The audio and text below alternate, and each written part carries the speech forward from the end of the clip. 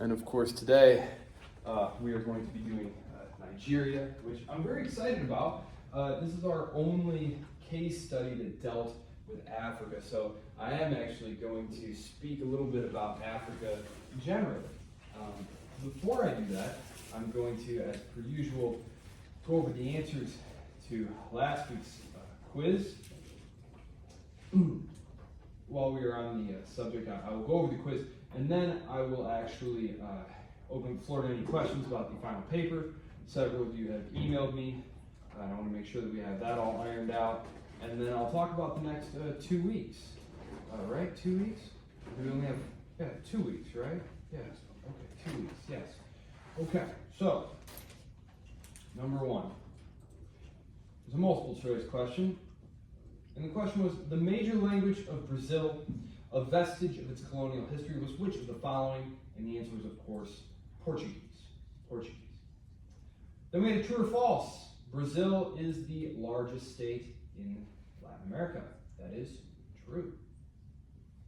Then we had a multiple choice question. Brazil's legislative electoral system is best described as which of the following? The answer was B.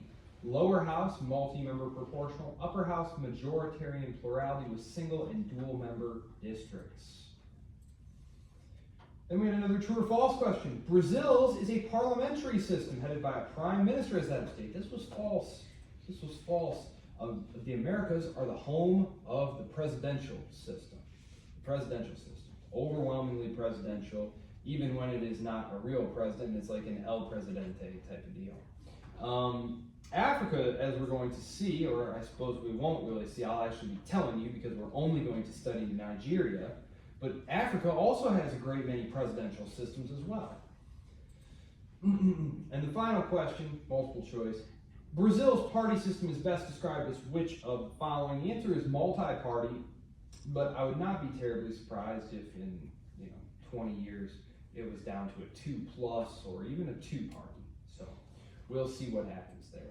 As I was telling one of your classmates, one possible topic that you could do is is looking at how electoral systems tend to influence what sorts of party systems develop. For example, we talked about how single-member first-past-the-post electoral systems almost universally tend to produce 2-party or 2+ systems. It's almost inconceivable. I don't even know if there's an example of that electoral system coexisting alongside a multi-party system. It's just almost impossible to imagine how that could happen. There would need to be a high degree of coordination among party leadership there just to make that happen. So that was the quiz. That was the quiz there. Papers. Anyone have any questions about papers? Okay, if you do have any questions about the papers and you don't want to say it now, that's fine. I know some people don't like to talk in class. Just email me. Papers are due at any point during the final week of class. You can turn them in now if you want to. But if you want any feedback, like, hey, I have a rough draft, you kind of need to get it to me in the next week. I have no problem. Those of you who've had me in class before know. You give me something, I'll give you hey, here's what it would get if you turned it in just like this right now, and here's how you can improve it to get the 8 that I know that you desperately crave. So, but if you can't get it to me in the next week, I probably just will not have time to get it back to you with any kind of serious comments, because we only have 3 weeks left. 3 weeks left. We actually don't meet the week of exams. On Tuesdays the class is due, but we don't. So we have this class next week and the week after, and that's it. I haven't decided yet about online final examination. I have done them in other classes. We tried one. It went well. So I don't know. Is there any thoughts here among any of you? Do you guys like taking exams online, or do you like being there in person? We don't care. I'm cool with online. Cool with online, okay. Can we do like a poll, like who here, show of hands, just if it was online, and to be clear, it's your quiz questions plus another, I think it's like 14 other questions that are going to be multiple choice as well. So it's an all multiple choice and true or false exam. So I will post a video, just a short little video. If you've had me in class before, you know what I do. I post a little video saying, hey, it's your quiz questions, and these are the topics that the other questions are going to cover. Because what I always do is I say, okay, 75% of the exam, approximately, it's usually right about there, 75% is made up of quiz questions. So if you've been diligent in checking your quizzes and reviewing them, and they'll all be posted, there will be a discussion board form where all of them are listed with all the answers, then about 25% of them are going to be brand new. And these are the ones that I'll tell you what topic they're going to be over. So you'll have an idea what to look for. So this is a large book. We covered a lot of material, and I just don't think it's very fair. My goal is not to like get you, they all missed those questions, I got them. No, that's not a good thing. I don't think that's a good way to approach teaching. I'd like you guys to learn this stuff and know the answers. So, show of hands, who would be okay with the final exam being online? Oh my goodness, unanimity. That's incredible. I feel like Saddam Hussein winning an election right now. Yeah, you know Saddam Hussein used to have elections, and he'd win like 99.9% of the vote. Just incredible. His campaigns must have just been phenomenal. I can't even imagine. Okay. So, all right, cool. Well, I will make a note about that. Because I've done one on Brightspace now. Yeah, that's what it's called, Brightspace. And it went great. It went great. So, I'm just going to make a note for myself here. Are you posting that like during finals week or beforehand? Or like the week? Well, what I'll probably do is, because you guys don't have exams on Wednesday night, which is when we meet, there you have no exams. So probably what I'll do is at 6:30 on Wednesday, the exam will open. And you can be sitting in your dorm room on your couch or wherever. And then you'll have, bless you, you'll have till 9:30 to turn it in. So you'll have 3 hours to sit on your couch and do the thing. Yeah. I know for some of like the track and cross people in here, I don't know when everybody else has like conference like matches or whatever for spring sports, but we might be traveling on that Wednesday. Find out. Okay. I'm glad we're talking about this stuff now. We have plenty of time to work around it. So let me know. Included in that. Yeah. Okay. Just let me know. If there's conflicts with that day, let me know. Okay, great. I'm glad we're talking about this stuff now. So we got enough time to work around that sort of stuff. Okay, that's all. So what are we doing the next couple of weeks? All of you are very devastated because you saw that, oh, I can't wait, what are we doing next week? Wait a minute, Ron, we already did that. Oh no, we have no more case studies to do. I know, I too am very sad about this. Next week,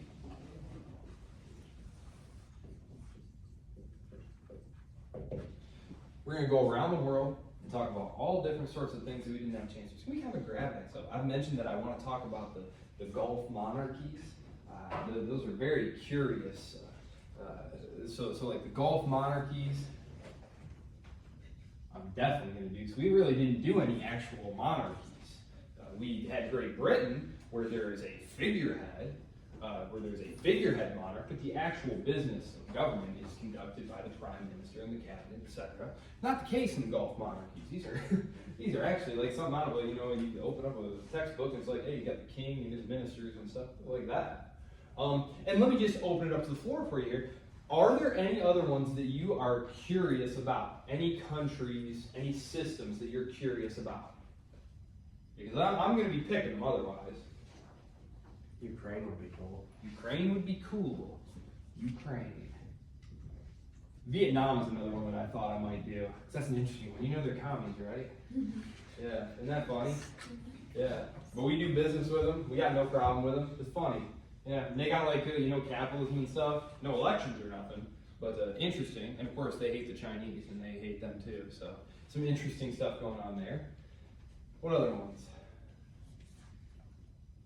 Any other interesting ones anybody interested in? Not a country, but real quick, you said rough draft. When did you want it by for you to look over it?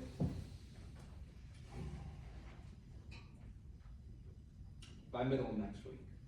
If you give me a rough draft by middle of next week, that'll give me, I could get it back to you by the next week, and that would give you another week to make the changes. So, okay, middle of next week, I'm writing it on the board so it's official. By next Wednesday, a rough draft to me, if you want feedback. If, I'm writing the big if, with the little asterisk next to it, this is only if, there is no actual rough draft, but if you want feedback from me.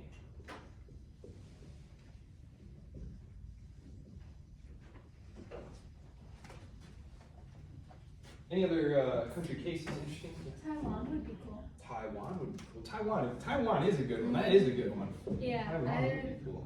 I've like heard some stuff about it, but like I have a lot of questions. That's awesome. That might be the best one out of all of these. Although I am partial to the Gulf monarchies. They're just so interesting. And then, let's see. I may actually do Egypt. Egypt as well. Egypt's cool. Okay.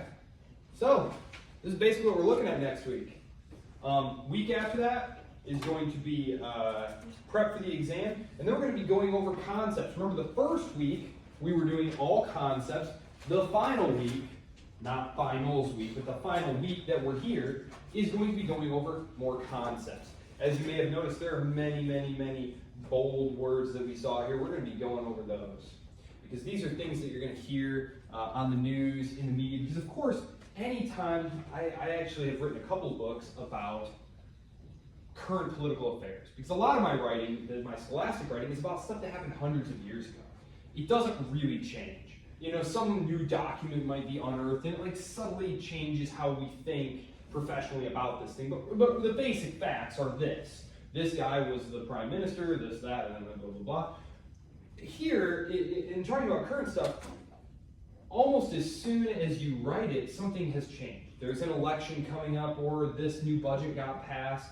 So memorizing like who is the president of Nigeria right now is not as important as understanding debates about privatization and the role of the military and all these different things that we talk about in the bolded words. So we're going to go through, and I've picked out about 30 of them that I think are really important that you hear in the discourse. When you flip on the television or you open up your proverbial newspaper. I know none of you actually read a physical newspaper anymore. I don't either. I actually canceled my physical newspaper a couple years ago. Because you can get it on your phone now for like $2 a month. You guys know that? You guys can get like the newspaper for like a couple bucks, all on your phone. Yeah. Instead of paying $40 to have it clutter up your house, pile up on the counter. So, alright.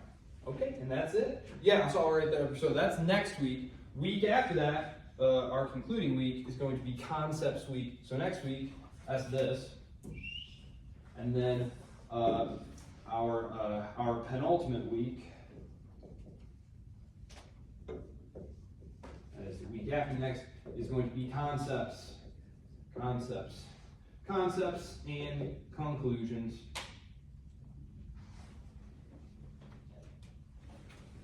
I have a question about that. Are you gonna give us like a quiz overall of all of that stuff? Or no? How are we doing that? I may put a quiz up. Mm-hmm. I'm gonna look and see how everyone's grades are looking. And then, oh sorry. Well, I was just gonna say, because if everyone's grades are looking really good, we have enough. So only 10 quizzes go in, Mm-hmm. and you get to, and I drop your lowest. So if everyone is looking like they're gonna be aces as far as the quizzes go, maybe I won't put one up, or I'll put one up that's optional. Like, oh man, I really flubbed a couple of those quizzes. I'd love to be able to, move one of those out because I'm only keeping the top 10, and then of those I'll drop the lowest. So I'm pretty generous in that way. So that's a good question. So if you've gotten hundreds on, or if you've gotten like A's on all the quizzes, you probably don't care because you've already got your 10 quizzes blocked up there. So. And then my next question is would those questions be on the exam?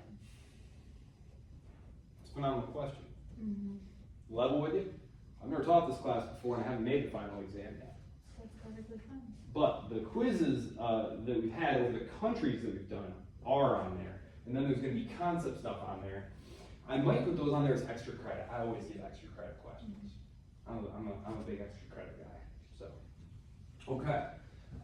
Yeah, okay, all good questions, Okay, all right, I'm gonna erase this, so so that I can direct your attention to this absolutely exquisite PowerPoint which I put together for you all.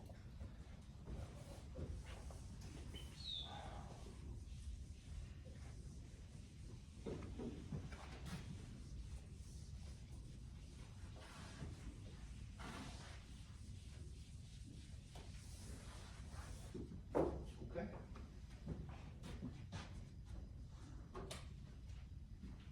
You all thought I was going to forget to turn that on. Alright, let's see.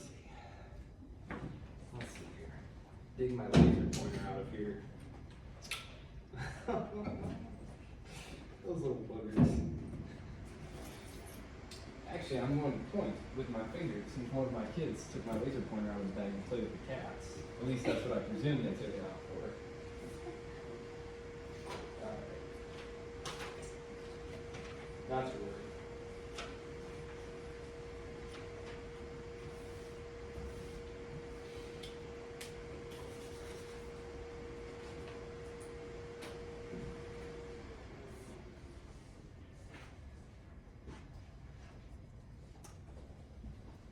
Turn off this light up here.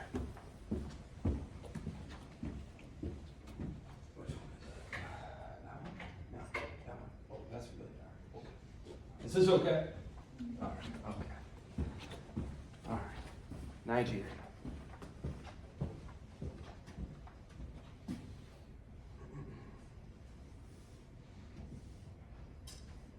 This is one of Roskin's better chapters.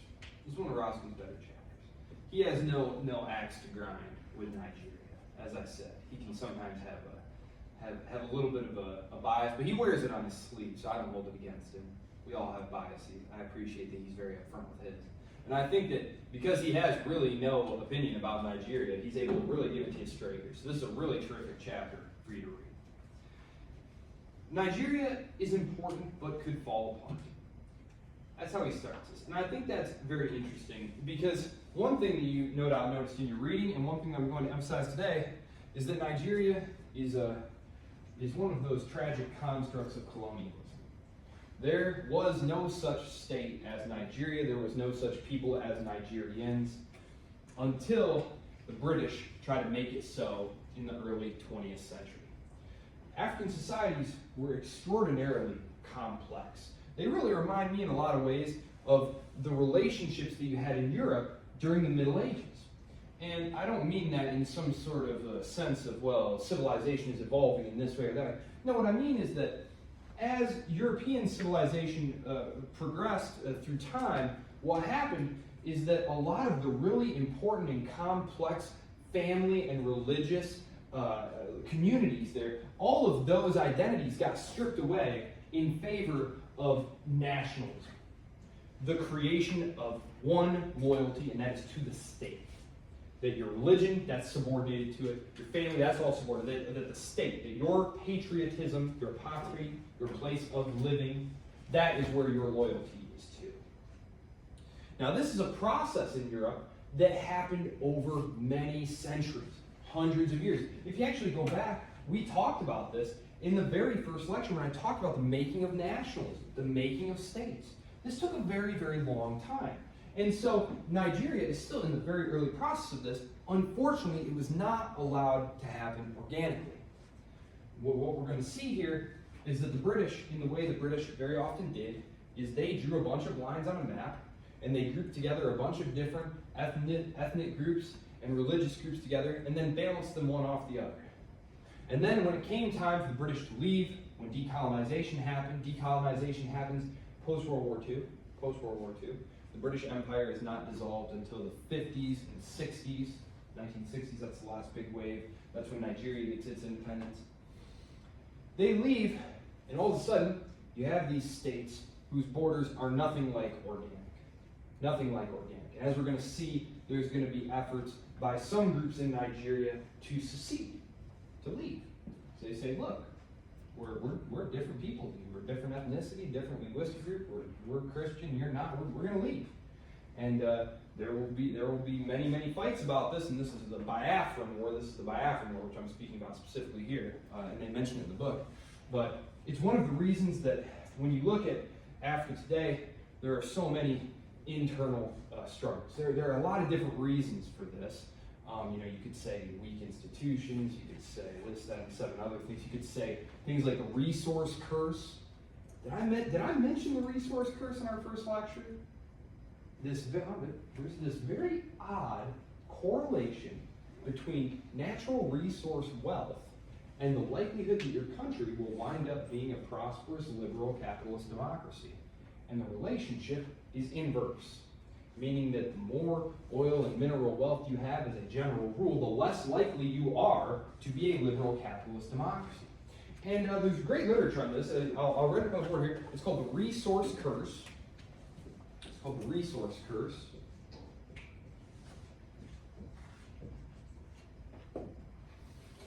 And the argument basically goes like this. The argument is, look, if the government can become wealthy, the state, that means the elites. That means the elites. The elites who run the state. If they can get the wealth they need simply by pumping oil out of the ground, or digging diamonds or gold out of the ground, or uranium, whatever the case may be, oil's a big one, they will therefore have no need to include the population in the democratic process, and they will have no need to educate the population or to grow a strong, vibrant domestic economy. One of the things that you may have noticed when we were talking about the development of nationalism in the state and liberal democratic societies in the first lecture is that basically as the state as society grew more complex, and the European rulers needed to draw more resources out of the economy, they needed the economy itself to grow. Europe is very poor. Europe doesn't have tons of oil laying around and gold and different things like that. It's actually super duper poor. It's resource poor. So as a ruler, you then have to look at your population and say, well, geez, how can I get them to be more productive? Well, I got to educate them. I got to create rule of law to protect their property so that they'll accumulate, and then I can tax that stuff. When that is not the case, and there's all sorts of instances like this. Singapore, Taiwan, these are all terribly poor. If you look at them on a map, you say, small, no resources, obviously going to be poor. Not so. Very rich, extremely educated, extremely industrialized. And it's because, as a ruling class, the state needs to work on its human capital. That's what we call it. They need to develop their human capital. If you have no natural resources, you need to develop your human capital. You need to make them healthy and educated, and so they'll go be productive citizens for you to tax. What about the U.S.? Because we have a lot of resources. Well, the U.S. is exceptional. Okay. The United States is exceptional. We're always excited. We are exceptional. It is true. It is absolutely true. The United States is exceptional in many, many ways. We're very fortunate in that. No, it's very true. And again, there will always be outliers from the data set. So if we were to make a graph, if you will, if we were to log all these numbers into like a spreadsheet and then populate a graph, you'd see a trend line that showed, oh, wow, if you have more resources, you're more likely to be authoritarian and not democratic. But then there'd be like an outlier, which is like the United States. But think about it, Saudi Arabia, Russia, like these are not like bastions of liberal democracy. Yeah. Could it also just be because of the sheer size? The sheer size of the United States? Yeah, so like because there's so much resource and like it'd be really hard to make it authoritarian only because you'd have just little, I feel like you'd have a lot of things pop up all over the place. Oh, you mean like revolts and stuff? Right, yeah. Right, so the idea with the resource curse is you're not actually trying to like control the people's lives. You ignore them. The government isn't like coming in and using its resource wealth to like control you and your family and like take stuff from you. They don't care about you. You're very, very poor. There's not a whole lot of education or industry or anything. Like the government is not, building roads, creating power lines, putting up hospitals. They're not oppressing you. They're not providing any services for you. So of course, as we'll see, there are several instances where this is going to happen, and you're going to have flare-ups and revolts and armed uprisings and things like that. And in those cases, a lot of times, what happens is the government is going to be able to deploy overwhelming military force, and they're going to be pretty brutal about it.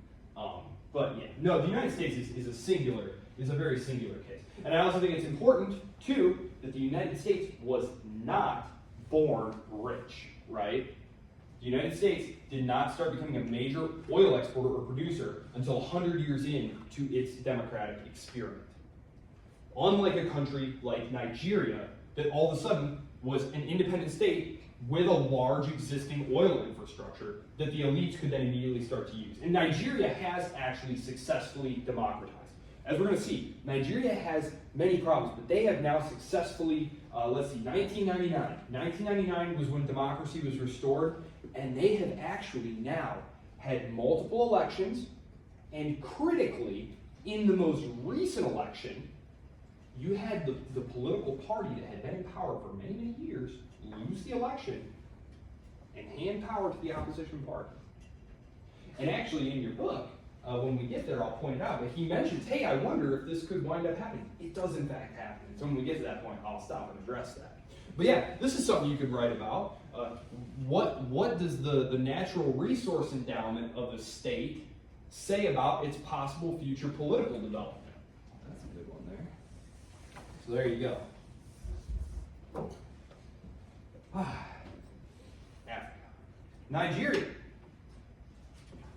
The largest population in Africa. It's got 230 million people. 230 million people. Very, very large. I don't know why you're beeping at me. 230 million people. GDP per capita is about $9,000, which is not bad. Not bad, honestly. Like, Egypt is a little higher, Morocco's a little higher, South Africa is a little higher, but then you got Nigeria.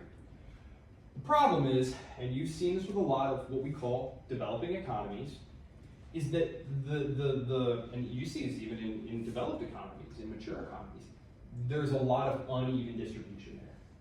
I'll pull up a map here just so that I can start familiarizing you with the geography. I know you've all, so right here, if you imagine the country kind of cut in half, like this, north and south, and then cut it again like this, east and west.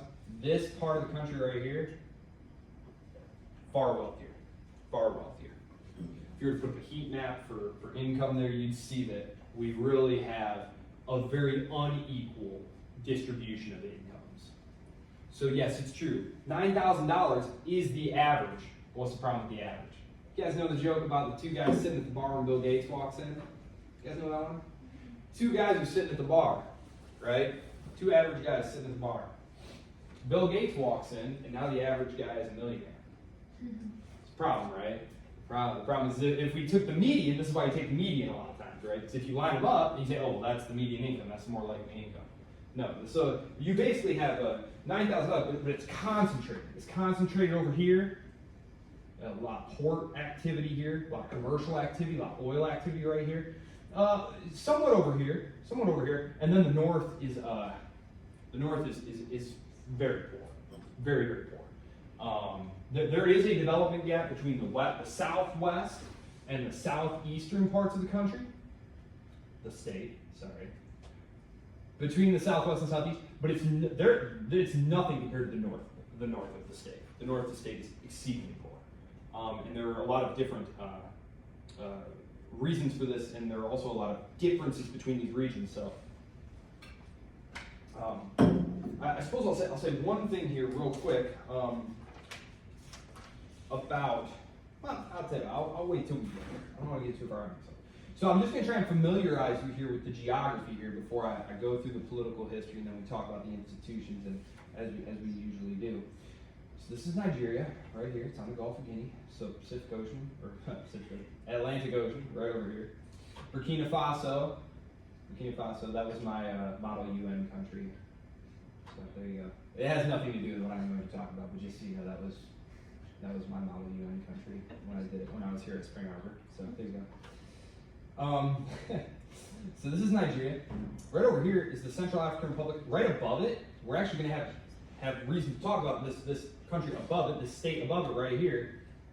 This is Mali. This is Mali right here. Now I'm going to jump above here so you can see, Mali and Niger right here, and then Chad. And this is Algeria and Libya. Now the reason this is important here is because there's a massive terrorism problem in Nigeria. Boko Haram is what they're called, and they actually make the news, unfortunately, not infrequently, a couple times a year. And this is here, which news about what happens in Africa, it is not mainstream news here. You have to go and look for it. It's not that you can't find the information. It's very easy. Just type in Nigeria news and click go, and you find anything you want. You're just not going to see it on CNN or whatever. Point being, when the government in Libya was destroyed in 2011, 2012, it became sort of a free-for-all, a haven of terrorism. And this spilled down into Niger and Chad and into Nigeria. And so this northeastern region here is it's dominated by this group called Boko Haram, and they're an indigenous terrorist group who dominate that area. And a lot of times what they'll do is when you see them in the news, it'll be because they kidnapped a bunch of girls going to school or something like that, or they attacked the school. This is the region here, and unfortunately, this terrorism that's spread down from Libya has resulted in a lot of very fragile democracies in places like Mali, for example, being overthrown in military coups. It's very, very unfortunate. The military, we're going to talk about Praetorianism, the tendency for the military to step in and take control. That was something that we saw in Brazil. It's something that we are also going to see in Nigeria, and this is what happened. When the civilian government doesn't seem to be able to do the most basic thing the government does, which what is the government's most basic function? It is to monopolize violence, right? It is to say, no, you guys don't settle scores, we are the score settler. We are the ones who hand out the punishments, we control this territory. So when a civilian government is not able to keep control, monopoly of violence control, a lot of times, especially in a very fragile democracy, weak institutions, the military is going to step in. And that's exactly what's happening in a lot of these places, in Mali, in Niger, in Chad. Nigeria is still holding strong though.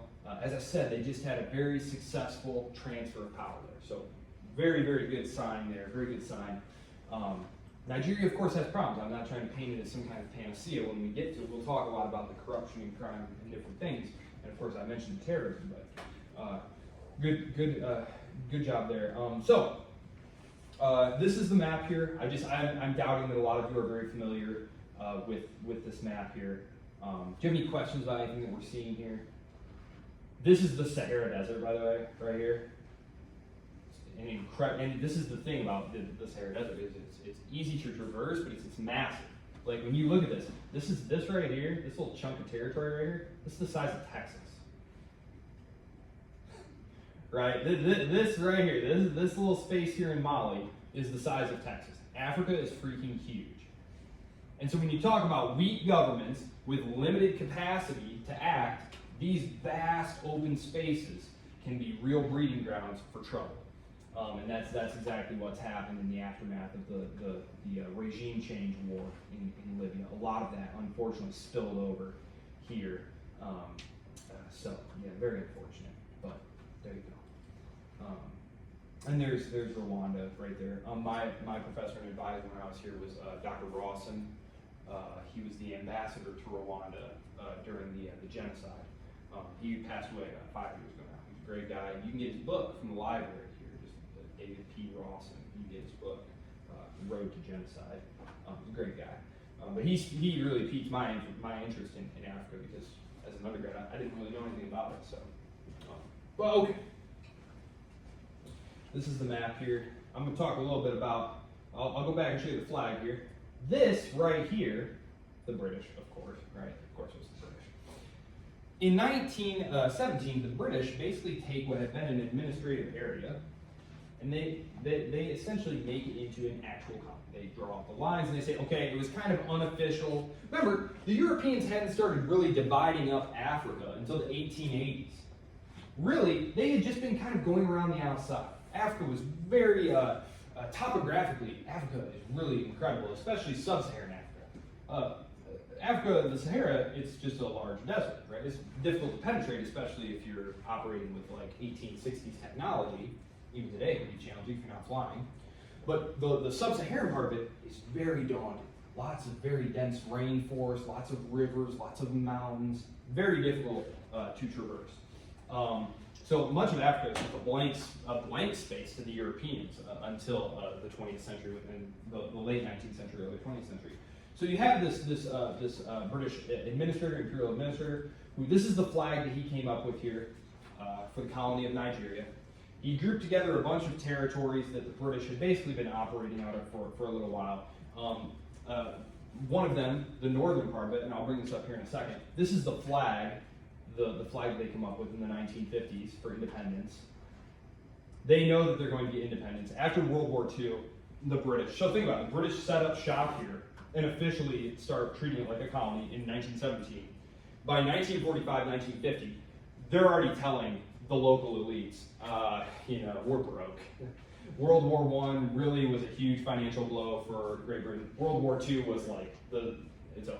They were going to liquidate the empire. So they create a flag here. This is the flag. Originally, they were going to have like a sun crest here, but they want to not going with the sun crest. So Nigeria, I'm going to show you. I'll come back to this. This is the interesting stuff here. So this area right here, I'm talking about this. First of all, there's a bunch of different ethno-linguistic groups in Nigeria, and this is very common for African societies. And this is one of the problems: is these Europeans show up and they say, this is all very backwards. These people, they've got all of these local customs, local practices, forgetting that, of course, this is exactly how Europe had been in the centuries prior, and that it had been a naturally evolving step. No, they basically strip it down and say, no, we're just going to have one state. It's going to be centrally administered. There's a lot of difficulties with that, so they wind up adopting a federal structure because right away they realize there's some clear dividing lines. Dividing line right here. The north of the country is overwhelmingly Muslim. Overwhelmingly Muslim, right up here. 99%, and it's dominated by two specific ethnic groups, the larger of which is the Hausa. Now I'm going to flip back to a different map here so you can see this for a second. Remember how I said there's a massive wealth gap and that it's north-south? So just think about it. That north part of the country, which is very arid, large, vast tracts of desert, it's much poorer. It is also the area that is overwhelmingly Muslim. Okay? This had been true going back many, many centuries. When the British show up, this is already the case. That this lower coastal regions here, they are divided here between two larger tribes, the Yoruba and the Igbo. These are not the only ones here, but as you can see, they were the dominant ones. These were converted to Christianity near the coast. They had had long periods of contact with Christian missionaries. Ruskin talks about this in the book. Very oftentimes, what would initially draw large amounts of troops, imperial troops, to a place was that their missionaries were asking for protection. The missionaries and the traders would go to these places, and then they would set up shop, and then they would, run into trouble with local populations, and they would, some of them would get killed or something, and they'd lobby their home government, and their home government then would send military forces to help protect their missionaries and their traders. So for about a century and a half, you had Protestant missionaries penetrating into the southern parts here of what would eventually become Nigeria. This northern part here was very hostile to Christianity, not interested at all. They had been converted to Islam many centuries past. I'm going to pan back out to another map here. I know it's a lot of map flipping, but basically, Islam traveled across Africa like this, just like that. And if you remember, it also traveled up like this. Have you guys had any class where they talk about Islam? I think I mentioned it, didn't I? I mentioned Islam moving up out of the peninsula here, spreading across here, going into Spain. Well, it also, as you can see here, it's a very short jump, right? The Red Sea is not a very wide body of water. It spreads here. It does not penetrate down here. There is very little, sorry, thought I was on Google Maps for a second there. There's very little penetration of Islam down here in sub-Saharan Africa. But this area of Africa here is overwhelmingly Muslim. So you don't often have that Christian Muslim divide either really far north here, although you do have populations of like Coptic Christians in places like Egypt, and you don't really have a lot of Muslim populations down here. But this band of states around here, a lot of times you can have very stark divides here. Like for example, Sudan and South Sudan, that's one of the reasons that there's now a South Sudan. It used to just be Sudan, but it was a Muslim populated north, Christian populated south. It's one of the fault lines that led to that being broken up 15 years ago. I think it was about 15 years ago. 2011, that sounds about right. That's standing out for some reason. But so, very stark differences geographically, economically, ethnically, culturally, and religiously. So, very, very serious. And so, because of this difficulty, the British administration immediately sets up what is essentially a federal structure. They say, okay, we're going to have 2 administrative districts down here, which we are going to directly administer. These are the Christian populated areas.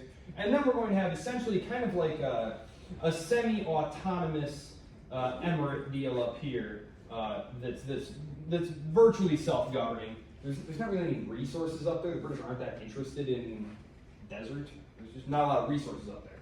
And the British have a billion other things going on. World War I, the Depression, Hitler. It's just a lot going on. It's just not really important there. But so as you can see here, tons of different ethnic groups. Nigeria continues to this day to have many, many ethnic groups. These are the dominant ones. A lot of voting patterns, a lot of political relationships are along ethnic lines to this day. It is a federal structure, a federally structured state. As you can see up here, it's on the left. These are the states of Nigeria. Interestingly, Nigeria continues to add states, which I think is actually super cool. Because what happens here is you see all these little different ethnic groups. These are just the major ethnic groups. There's actually like 3 dozen more. And so what happens is if you have, like here's a good one right here, the Nupe right here, dominating this province, well, they're obviously, well maybe not obviously, but this is what happens. They treat the government as basically a way to dispense favors to their own ethnic people. So you'll have minority groups inside those states who say, well, this is a bum deal. You know, we don't want to be part of this federal state anymore. And so they'll secede. And the central government has decided that the easiest way to keep peace within Nigeria is instead of trying to, bash them down and have a little civil war, is just to say, okay, we're going to break this state up. We're going to have another little federal state. So they keep adding states. The Nigerian federal system keeps adding states. So it's kind of cool. It's like secession within the states. And it's really helped to dampen violence. Like I said, really the only serious violence that's not like gang related or like organized crime related is the Boko Haram terrorism, which really that didn't become a thing until Boko Haram, like 2006, 2007. And then they wound up linking up with some of the jihadists who were coming down from the north, and they became way worse and way better armed as a result of that. It's been a very successful political strategy.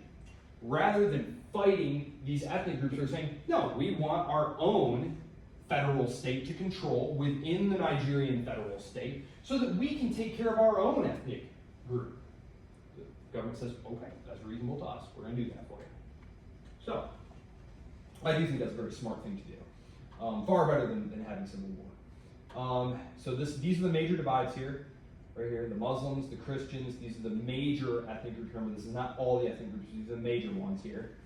And then this area right here, this is the area that Boko Haram had effective, if not control over, you super duper don't want to be hanging out in that region. Unless you want to get like kidnapped or murdered or something, like very, very dicey. So that's that area right up there. It's very sparsely populated, and the government just, like I said, they're very well armed, so it would be a job. The U.S. military is there as well. these are the cool maps that you should take a look at. You can see them on the PowerPoint, free to look at them, all sorts of cool stuff there. So here are some of the, here are some pictures. Abuja, this was not originally the capital. This was kind of like Brasilia. Remember in Brazil, Rio de Janeiro was the capital during independence. But then they decided, you know what, we're going to build a more central city. We're going to just build a new capital, make it more central. Because originally, Lagos was the capital city. But look, Lagos is way down here on the coast, right? Right in the heart of the Christian community. It's not really like a city for all of us. It was very much a city of the coastal, western-oriented elite. So what they do is they build Abuja right here, basically in the middle. It's like right here in the middle.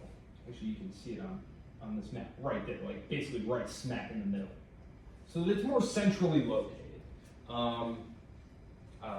As I said, Brazil did the same thing. They moved it from Rio de Janeiro on the coast to Brasilia, which was more centrally located. The United States never did that. It'd be like if our capital was in like Des Moines or something like that.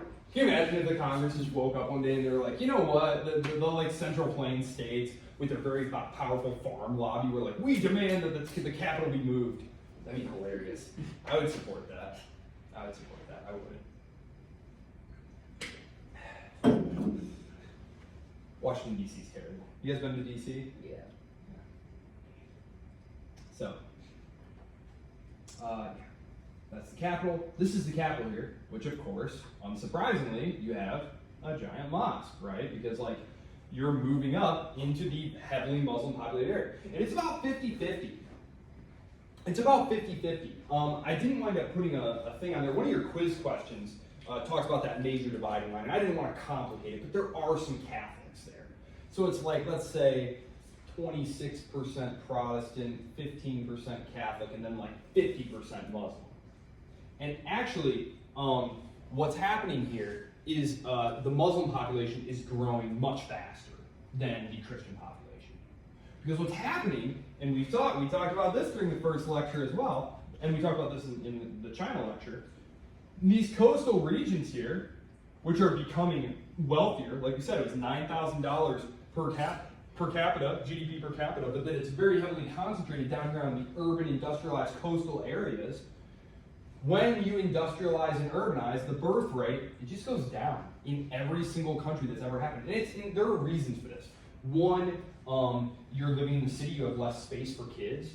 Number two, when you're out on the farm, if you have kids are like free helping hands on the farm, right? They add to what you can do. Hey, go take care of the chickens, go milk that thing, yeah. In the city though, they're another bill, they're another expense. Like, oh, I gotta pay for childcare and data, gotta get a bigger flat, all these different things. So the birth rate just goes down. In the north of the country, the birth rate has continued to be very high, and I believe by the end of this decade, the Muslim population is projected to be the majority, just an outright majority. So, an interesting population expansion there. So here, these are shots from, and this is the Congress building here, which is of course also located in Abuja. And this is Lagos, right here, right on the coast. So, yeah, very nice, very beautiful. So, there you have it. Yes, okay, and then I don't want to get too far ahead of myself here. Yes. All right, what picture would you guys like to look at while I talk about stuff? Which picture is the best? I like this picture. This picture I think is very informative as I talk about the history here. Okay, so.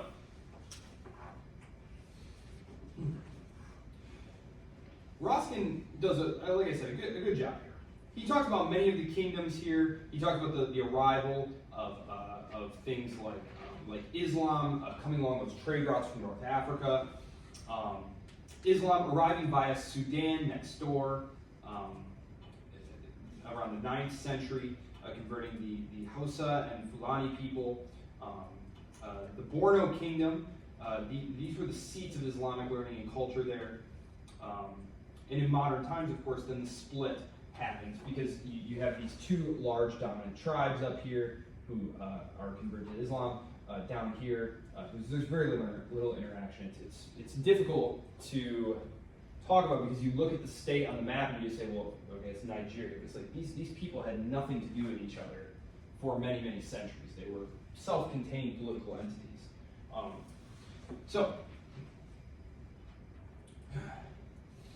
The Europeans arrived in the late 15th century, 1471. Of course, it's the Portuguese. Remember, the Portuguese were the ones who were trying to come around Africa, to go around the Horn of Africa. And so the Spanish sent Columbus going that way. So anytime you're wondering who came there first, it was almost always the Portuguese. The Portuguese dominated the African trade and the Indian Ocean trade until the coming of the British 2 centuries later. But of course, this becomes part of the slave coast. This is really, the Europeans are showing up, and they need labor. They need labor. Remember, when they show up in the Caribbean, and they show up in South America and Central America, immediately there are mass die-offs of the indigenous population. They have zero immunity to the Eurasian landmass disease. Like, Eurasia is connected, right? It's all connected. So smallpox has been everywhere in Eurasia. Everyone has some sort of level of herd immunity to it. In the Americas, they did not. And so these massively depopulated colonies that they have in the New World now, New World, quote unquote, they need labor for sugarcane. And what happens here is there is a slave trade that exists in Africa, but it's the kind that's always sort of existed where, our tribes go to war, and if you get captured, you're now a slave, right? And so very common. Well, now, all of a sudden, the Europeans are showing up and saying, well, we need tons of slaves, and it becomes now a practice of kingdoms, these warring African kingdoms, to go grab guys just to sell to the Europeans. And that's how this market kind of develops here, is they establish partnerships with these kingdoms on the coast who will then go like raiding into the interior to grab guys to then sell to the Europeans. And so Nigeria was right at the heart of what's called the slave coast. And I'm on page 425 for any of you who want to follow along or are interested. So, and you'll recall, of course, that it was Brazil where the majority of them would be bound. But so, all right. Very interesting. Very interesting. This is of course going to take place until the abolition of the slave trade by the British. The British put a stop to this. There was a very strong anti-slavery movement in Britain. In fact, there was a book written a couple of years ago, maybe it was 5, 6, 7 years ago now, of a person who argued that the American Revolution was essentially fought because the dominant Virginia landowners were worried that the British Empire was going to put an end to slavery, and that they revolted to be able to hold on to their slaves, like William Wilberforce, people like that. So you can look that book up. It's an interesting argument. The British do very quickly put a stop to the slave trade. There's actually a revolt in the northern part of the country, an Islamic jihad. They have the Sokoto Caliphate, a single political system, much more powerful, very Islamic fundamentalist, which dominates this northern region here. So it's going to collide with the British. So when the British show up, they're going to encounter all of these little kingdoms here and people who have been interacting with the Europeans and who are adopting Christianity, who are adopting Western ways of dress and things of that nature, elites who can read Latin script and things of that nature. And as they push into the interior, they're going to encounter this large caliphate that is night and day different from the southern part of what we now call Nigeria. So, one of the reasons that it took so long for Europeans to push into the interior of Africa is the incredible difficulties, medicinal difficulties, things like malaria, for example. So the invention of medicines that allowed the Europeans to venture further inland in the 1850s. Christian missionaries, they're converting the Yoruba, the Igbo, setting up missionary posts. He notes here on 426 that missionaries were often the advanced element of imperial expansion. We don't probably tend to think of missionary work in that way, but that was oftentimes what happened because the missionary gets killed, some of them ask the government for help, the government shows up, there's traders there, and well, you know, it's a pretty nice spot, and you know, some other power might come hanging around if we don't hang around, and so that's kind of how those things happen. Britain's suppression of the slave trade, 1807. This outlawed the shipping of slaves, but not slavery itself, which was ended in 1834. The Royal Navy sets up a squadron there.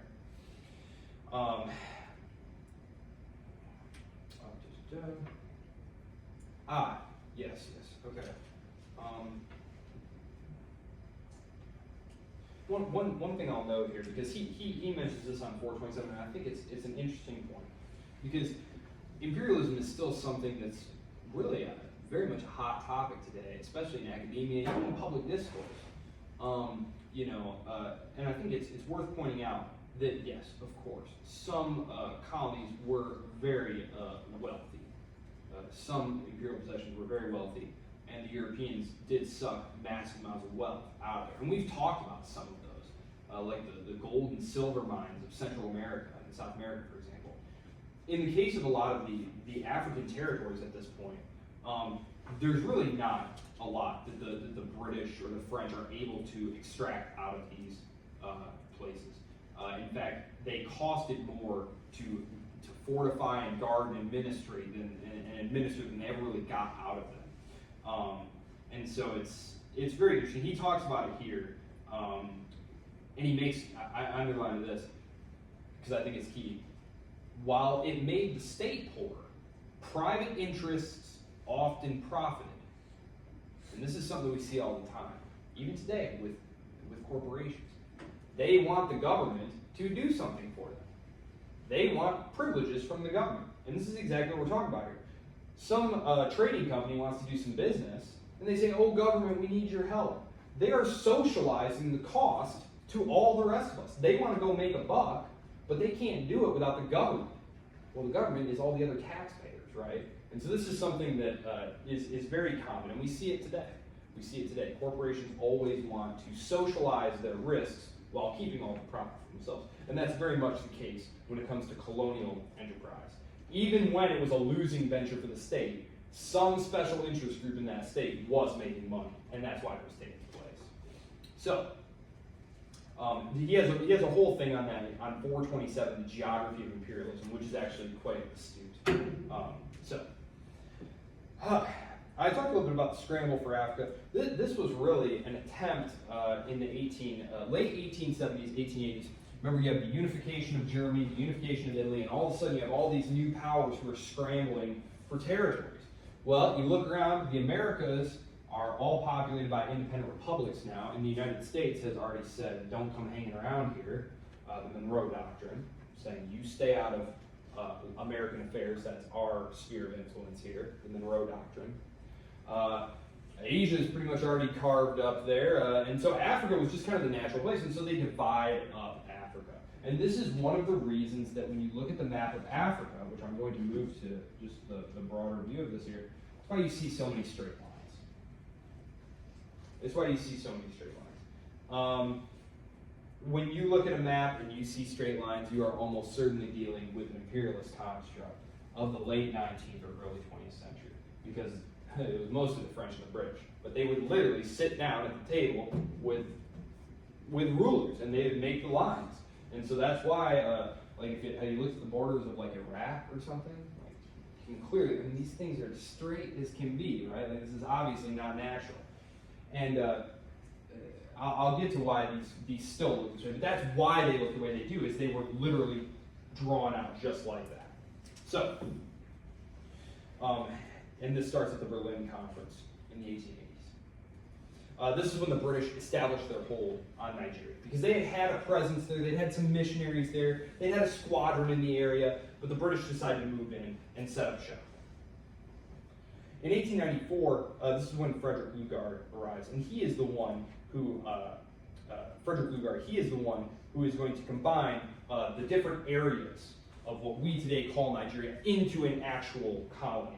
His wife, who was I remember in the newspaper, she came up with the name Nigeria. That's where it came from. And he was operating out of Lagos, which was the colonial capital. And one of the reasons that they wanted to move it was number one, to make it more centrally located, make it seem like more of the capital for all the different federal states, but also to kind of move it away from that place that was so closely associated with colonialism.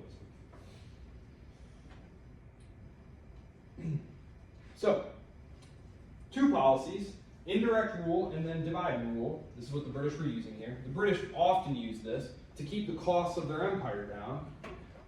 So as I said, they basically left the northern part of it with indirect rule. They basically just got with the Muslim leadership and said, hey, don't cause any trouble for us, we'll not cause any trouble for you. Really all the commerce is down here in the south anyway. Just please and thank you, keep it down up there, we'll be tip top. Down the bottom, they would play different ethnic groups off of each other. They would draw administrative lines where each group was so afraid of losing privileges to the other group that they would all sort of look to the few British administrators to be the decider of who got what. And so this was called divide and rule. Those were the two British strategies. So, in order to make this policy work, though, oftentimes what the British colonial officials had to do was emphasize the distinctiveness of cultures, of powers and of territories of existing tribes in order to set them against each other. There had always been tribes in Africa, but the Europeans really hyped these differences up to really make it seem like these were very immutable and important differences. And this is one of the things that helped produce the eventual genocide in Rwanda, was they took these characteristics that were very fluid. It's really hard to emphasize just how fluid these things were. Like, I'm just going to use the example of the Hutu and the Tutsis because it's what I'm most familiar with. Someone could be a Tutsi, which was someone who was associated with the Western education and colonial administration, even if they came from Hutu parents, if they had the proper education and background, essentially. We read in the Brazil chapter that someone is considered European not based on any skin color, but based on their socioeconomic status. So it's very fluid. But the British, they create like little identity cards, like little identity papers, where they say, nope, your parents were that, then you're this. And they group them up and really hype the differences between them. And so that's obviously created a very problematic legacy. But it was originally founded in attempts by colonial administrators to create very stark divides between populations in order to play them off against each other.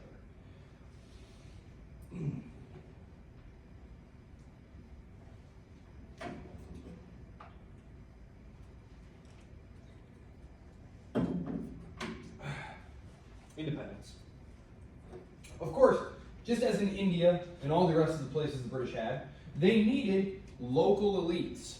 The British had a very small handful of guys going out there. I think in India, the most guys they ever had in India, India, huge. Remember learning about India? It's huge. The British never had more than 10,000 guys there.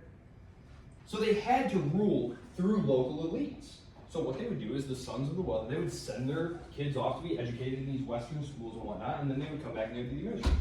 The problem is, if you're the British imperial government, is, oh darn, now these guys think that they should run the country and that it should be their country instead of them working for us. And this is what happens in India, it's what happens in Nigeria. And so very quickly, this Western elite educated class in the coastal regions very quickly develop independence groups. They want independence. And they are going to get it. World War II had weakened the European empires materially and psychologically to the point that none of them could stand. The British let their empire go gradually, but it's easy to criticize the British for a million different things. Virtually everything about the world is the British's fault. But when you look at what the French did instead, the French, they were holding on for dear life. I mean, the French say, no, we're staying. Indochina, Algeria, they fight just brutal wars to keep these colonies, and they lose anyway. But the British say, nope, just hang tight. We're going to try and put some things in order here for you to be able to get the ball rolling. Nigeria is very fortunate because you had these intellectuals who were working with the British, and the British were saying, okay, we hear you. You want some autonomy. You want self-government. So they set up in the 1920s administrative structures where the Nigerian elite start taking part in deliberative bodies. And I think this might be one of the reasons that Nigeria is able to fare better than some of their neighbors did, is because they had this 20, 30 years of institutional foundation. So, 429 is where they talk about the liquidation of the empires, but the first Nigerian political parties are founded in the 1920s. They start these movements, they have these workshops, talking shops, which are important. We don't really think about that, but the ability and the means and the cultural practice of just sitting down and politically negotiating and debating, like across party lines and different things like that, like political parties themselves are like very strange sorts of things. They were a gradual evolution in Western Europe that gradually spread around the world. In 1947, the British set up the federal system. The northern, western, and eastern regions, corresponding approximately to the three largest ethnic groups which we've talked about. The Hausa, the Yoruba, and the Igbo. Again, Nigeria is now divided into many smaller states. A national House of Representatives is set up. The British, essentially by 1954, make it self-governing. A Muslim prime minister from the north, and then western and eastern regions having internal self-government. And so it's kind of interesting that before the British leave, they kind of try to set these things up to run on their own. And especially when you look at India, because India was a bloodbath, like literally as the British were getting on the ships, right? So Nigeria is more successful in that way. 431 is where he mentions this, and I'll just say it now. In 1963, right as all of these African states, most of these African states, are getting independence from the European powers, the Organization of African Unity, which we now call the African Union, decided not to change the borders that the imperialists had drawn in Berlin in the 1880s. Now, their thinking was, oh golly, these borders stink. These are terrible borders.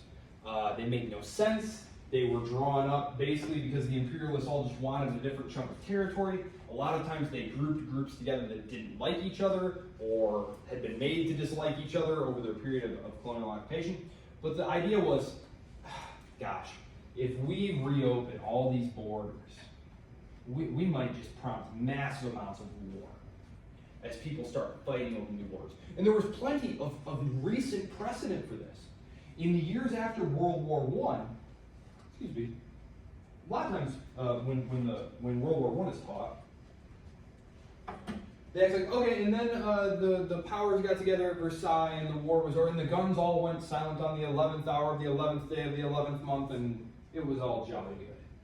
Actually, there is tons of war in Eastern Europe after that, because all the little successor states, like Czechoslovakia and Poland and all these new states that had been created, self-determination of people and stuff, they all immediately went to war with each other over who was going to have what borders. And so these newly independent African states, very fragile, very poor. Do we want to open up the question of where the borders of our states lie, or do we just want to leave these borders as they are? The decision was made to just leave them where they are. And of course, it's easy to criticize and make counterfactuals and stuff, but I think it was a sensible enough decision. So, Britain left Nigeria with a federal constitution and a prime minister. Look pretty good on paper. They do not have a prime minister. They changed to a presidential system. So I don't want to confuse you guys. I'm just kind of telling you the story as it goes along chronologically.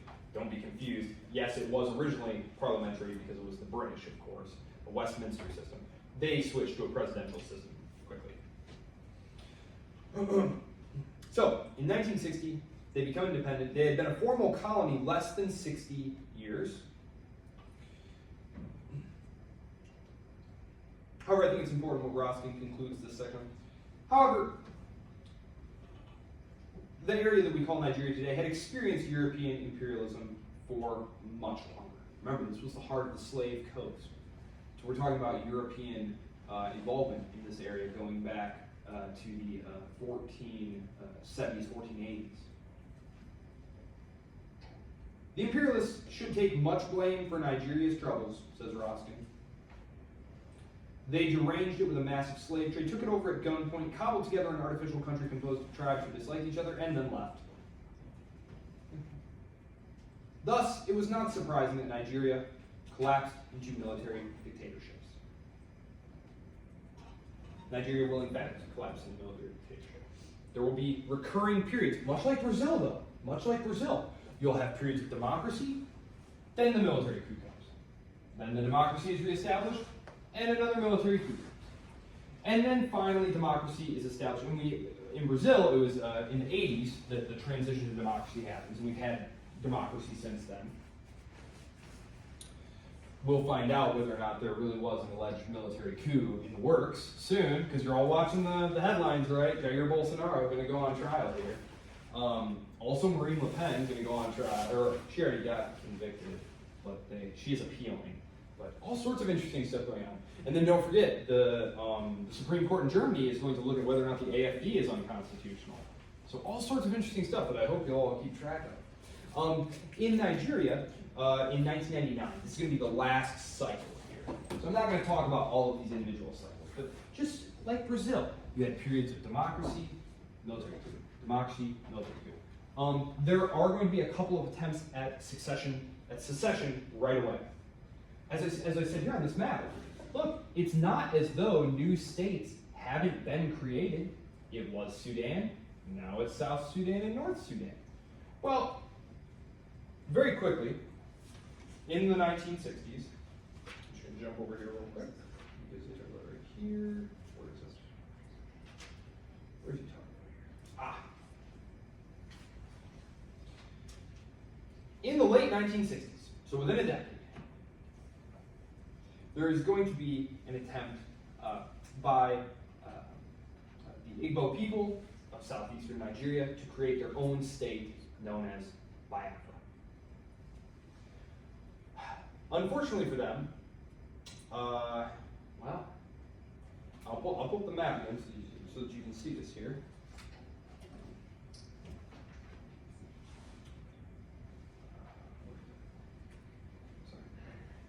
So imagine this area here is trying to secede and set up its own state known as Biafra.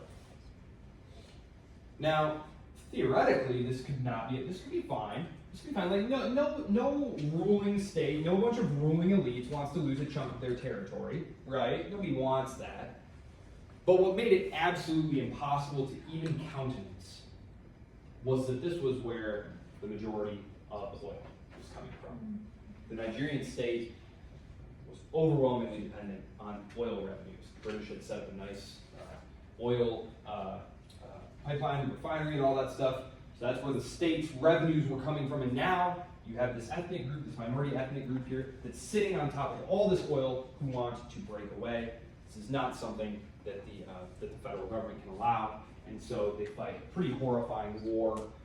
There's a fictional, there's two actually really good pieces of fiction. One talks about sort of the arrival of the British, and this is Things Fall Apart. You guys have ever read that? Chinua Achebe? Okay, and then there's another one that was written a couple of years ago that talks about the Biafran War, and it's called One Half of a Yellow Sun. Half of a Yellow Sun. Terrific book. Help me out. What is her name? Another terrific book. So, if you're interested, those are two terrific books, and they talk about the Biafran War in that one. And again, it's unfortunate because you as I said in the opening, I like the fact that the Nigerian state today, when an ethnic group wants to have its own little federal state, they say, okay, go right ahead. The state had just been created, just gotten independence. It was a fake state. It was made up by the British, and so this group, they want to leave. They want out. They want to have independence from the exploitative North that just wants to gobble up all their resources and govern them, probably with like Sharia law and stuff, because that is what's going on up here. This is straight Sharia law country up here. And unfortunately, though, they had all the oil, and so the rest of the country just fights a brutal battle and kills a bunch of them and forces them to stay in Nigeria. So That's really the horrible blood in Nigeria. It happens very early, and that's it. So I suppose they're rather, I mean, I'm going to say fortunate, but I'm putting the quotes around it here, just because in places like Rwanda or Burundi, you would have repeated rounds of just horrifying random ethnic violence. At least in the case of Nigeria, it was just a straight up, civil war type fight right at the start, and there's been very little of that since. As I said, prior to the arrival of Boko Haram up here, there hadn't really been a big violence problem generally. So, but there you go. So let's jump ahead here, because as I said, they alternate between democracy and political and military dictatorship. That ends in 1999. So the democracy that we see today is since 1999, so that's an incredible stretch. A quarter of a century, there have been multiple elections where the dominant party won, and so that's kind of, if you're an observer and you're looking at that and you're wondering, has democracy been established? When one party is just winning the elections over and over, and the party elites are kind of picking their successors and stuff, you're not super convinced that the democracy is here to stay. As I said, in the most recent election, the party that had controlled Nigeria since 1999, they lost and peacefully handed over power. And so that is a really super sign for Nigeria. So let's talk about the institutions that we have here, because that's Nigeria's history. It was a vast area. Nigeria is huge. I mean, I know on the map it looks like kind of small, but that's just because Africa is huge. You know what I mean? Like I said, this thing's larger than Texas. Nigeria is larger than Texas. But it's a creation of the British. These groups, these peoples, there's really no similarities at all. You have a lot of Arabic up here, you have a lot of Latin writing down here, English, all Christian down here pretty much, a combination of Protestant and Catholic, all Muslim up here. So it's a very cobbled together state, and I think it's a real credit to them that they've been able to hold Nigeria together. Yes. Do you think that they ever separate like north and south? Well, I mean the problem. Well, here's the problem with that is the North. They have a very large population. They're about to be the largest part of the population, and they control large parts of the government, and the oil is all in the South. And Ross can talk about this. We're going to talk about this. You have a clientelistic patronage network. So you got the bosses, right, who are up top, and then they're sending that oil wealth out into the provinces, out into the other federal states, to kind of grease the wheels of their political allies, who are largely along ethnic lines. So would the North and South want to secede? Maybe the South would want to secede from the North because they have all the wealth, but the North would not want that to happen because they would be landlocked and broke. So no, I don't think so. And I don't know that anyone, even in the South, I don't even know that they would want to do that because it could create so much instability. And I mean, the fortunes of war are not clear, right? You don't really want to play with stuff like that. So it's obviously hard to see them as like, wow, this is really not a clear, really homogenous state, when you look at something like the United States, where it's like, oh, this is pretty homogeneous. Well, in here, there are very clear dividing lines, but I think the biggest thing is the oil revenue. All the oil is getting produced down here, and these northern federal states here are all getting their cut of the oil revenue, which they would not get if they were not part of the Union. And so I don't think they would ever want to not be part of it, especially because their population is in the ascendancy. And in a democracy, quality has a quantity quantity has a quality all of its own. So, no. And again, I don't think the South would want to do it because it could create so much violence and instability. And I mean, they're very near neighbors here. So it's not like if you did this, that quickly violence and destabilization couldn't spread and just create tons of problems for you. So for better or for worse, I think they're going to stay together, and differences diminish over time. It's hard to remember this, but the Know Nothings and the Ku Klux Klan, like in the like 1850s, it was the Know Nothings in the 1850s, and then later the Klan, who had a lot of the same sort of anti-immigrant bias. They hated Catholics. These were like Protestants who like just hated Catholics, hated them passionately. Do Protestants hate Catholics anymore? Not really. I mean, honestly, they kind of, my experience of it is that Catholics and Protestants tend now to see themselves on the same side of the fence versus the secularists. So it's just kind of interesting how just living together over time, this really stark difference, I hate you, I'm nothing like you, is like, after several generations, it's kind of like, yeah, we're pretty much the same, like 99.9%. Even ethnic differences. My grandfather's generation, which my grandfather died a couple of years ago at the age of like almost 100, they would like refer to other, like what we would call like ethnic slurs about like Germans or French or Japanese, and like they were really ethnically conscious. Do you have like, are you of German descent? I don't like you. No, that's just something that has mellowed over time. It just doesn't matter as much anymore. And the Nigerian state is so young. So these really intense, different, particularist identities might eventually give way to a Nigerian identity. Again, when the United States was founded, it was the United States in the plural. When people refer to the United States, they were literally talking about all those states over there.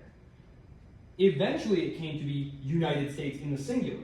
But if you ask someone, what are you? They'd say, I'm a Virginian, I'm a Carolinian, I'm a Michigander. So that sense of identity had gradually faded in importance over time. And so maybe the same thing will happen here. Hopefully, that is the goal that is the process of, there's a line from Pilsudski who talks about nations don't make states, states make their nations, and it can't be otherwise. He basically argues that once these elites seize control of this territory of the state, that they then need to mold the people into Italians or Poles or whatever it is.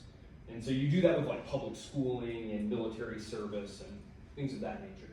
This is kind of off topic, but going on that, like, you know about like Somaliland and Somalia? Yeah. How did that happen? I don't understand like how that works. Like, cause I feel like on the map I didn't even see it there, but. Well, I don't know if I zoomed in. If I had zoomed in more, I'm sure we could have seen it. Yeah. Okay. So, oh golly, Somalia. Okay. Okay. So Somalia. How do I? Okay. So Somalia did not have strong institutional structures, and it had a lot of different competing tribes, and basically, they were like warlords. And I don't mean that in like some kind of like, pejorative, but like, they were like armed dudes who had no like kind of legitimacy other than the fact that they could be like, hey, all my dudes with the guns can collect revenue and monopolize the violence in this area. Well, Somaliland was able to essentially cloister themselves off from that. And they would like to be recognized as an independent state and not as part of Somalia. The problem here is that there is and I guess I'll just call it an ideology. It kind of reminds me of like pan-Slavism. This was the idea that like all Slavs are basically the same. They need to be part of this one kingdom of the Slavs, which became Yugoslavia after World War I. So the Somalis here in what's the capital of Somalia? I can't remember. They basically are totally resistant to the idea. No, you cannot break away because you are technically Somalian, of the ethnic group. And so you need to be part of the Somalian nation state. And so they're very resistant to that happening. And the United States is seeking to kind of make an ally out of the various groups this is called the Horn of Africa here. It's a strategically rather important place because it's kind of overlooking a critical choke point here in global trade. So the United States doesn't recognize them because they would like to make friends with whoever eventually governs this place. So that's kind of what's going on there. So that's a great question. And yeah, I am totally pulling for Somaliland, obviously. We should totally recognize them. Absolutely. Anyone who wants to secede and create their own state should be allowed to. Absolutely. Especially because they've been so successful. They've been so successful. Especially when you look at Somalia, which it's not Somalia's fault. Somalia just had some really rotten luck there in terms of just a whole bunch of things. But okay, so institutions. Once we've broken out of military dictatorship, we still have the federal republic. They still govern it in the same way. There weren't elections. It's not like when the military dictatorship rolled into town, they crafted all new federal lines and stuff. No, they basically just kicked the civilian government out, said you guys are weak and incompetent and can't do things right, and so we're going to run this place. Well, once the military handed power back over to the civilian government, the federal republic was in place. So you have the federal government, okay, right here, 3 branches, just like us. It's actually very similar. It's just like Brazil, really. If you understand how the American system works, Brazil, Nigeria, a lot of Brazil, they all just kind of naturally make sense. I find it more difficult to explain to students things like the parliamentary system, honestly. Whereas if I started explaining the different presidential systems, they're like, yeah, it's like America. Yeah, it is. So you have the executive, you have the president. They name their ministers. Their ministers are confirmed by the legislature, just like us. Then you have these permanent secretaries. These are a holdover from the British period. The British would have these permanent secretaries. These are like your big-time experts. It's like something is going down in, I don't know, Panama. And you say, I'll bring in the permanent secretary on Latin American affairs. And they bring in some crusty old person who's been, involved in things for a million years. And they're like, well, let me just tell you all what's going on here. Yeah. So is it kind of like comparing it to America, is it kind of like the president's cabinet, but they're not elected, basically? And they're just instituted longer, if that makes sense? Kind of? The Not permanent secretaries? Yeah, Or the ministers? ministers. And then, I don't know. Okay, no, great. Okay. So the president Yeah. gets elected, Yes. sworn in, excellent. Yeah. Now, the president needs people to run the various ministries. Mhm. Ministry of Education, Ministry of Affairs, Ministry of Transportation. Okay, and They then- appoint people. Then they go before the Senate Mhm. and they get confirmed, just like in the United States. Yeah. These people are your permanent bureaucrats. Okay. These are the people who the ministers then go, okay, you're my permanent secretary on education. Your new mandate is this. And then maybe they do it, maybe they don't. That's the problem. What did Roskin say? Democratic elections are oftentimes just the voters' efforts to try and bend the bureaucracy to its will. A lot of times there's a lot of foot dragging that goes on, right? Donald Trump said, get the troops out of, where was it? Was it Somalia? Yeah. When Donald Trump was first in office, he was like, why are we bombing Somalia? Can't we stop bombing Somalia? And his defense secretary was like, you have no choice. We have to keep bombing Somalia. That was madness. That's like, you have no choice. Literally can't stop. And Trump was like, are you sure we can't? And he's like, literally, we can't stop. And Trump was like okay, I guess. What does Donald Trump know about it? He's like, okay, sure. Because there'd be more pushback. Then they'd leak something negative in the press. The Pentagon would be like, Pentagon concerned that Trump administration policy undermines national security. Like, that could create bad press for you. So it's just better to just let the Pentagon run on autopilot. That's the calculation Barack Obama made. It's the calculation Donald Trump made. And they were correct. They were both correct. The legislature. You have the National Assembly. That was that cool building that I showed you here. Boom. It's that cool building where they meet. And it's bicameral, just like ours. You have your House of Reps, and you have literally a Senate. So House of Representatives and Senate. So it's actually really easy to remember, right? And then you have your judicial branch with your actual Supreme Court, with your Chief Justice and Associate Justices. So if anyone asks you to explain the political system of Nigeria, all you have to do is basically just say, You've got your president, you've got your bicameral legislature, and you've got your Supreme Court. Boom. And that's it. It's just like America. So, I'll come back to these political parties in just a sec. I'll talk about the political parties in just a minute. Right here, it is a federal state, as we were saying. Sorry.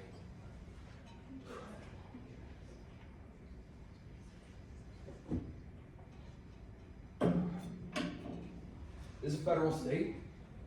And so, just like in the case of the United States, and even more so in the case of Nigeria, because the United States is terrifically wealthy. And so, and they don't have those really intense regional divides. We did, right? We did have an intense regional divide. And what happened there? Right? When you say violence is not the answer, and then you pick up a history book and you're like, oh darn it. Oh shoot. No pun intended. It was the answer. Right? The U.S. did have a very regional, sort of dichotomy there. And eventually the South was like, we'd like to secede. And Washington was like, haha, no way. We'll kill you.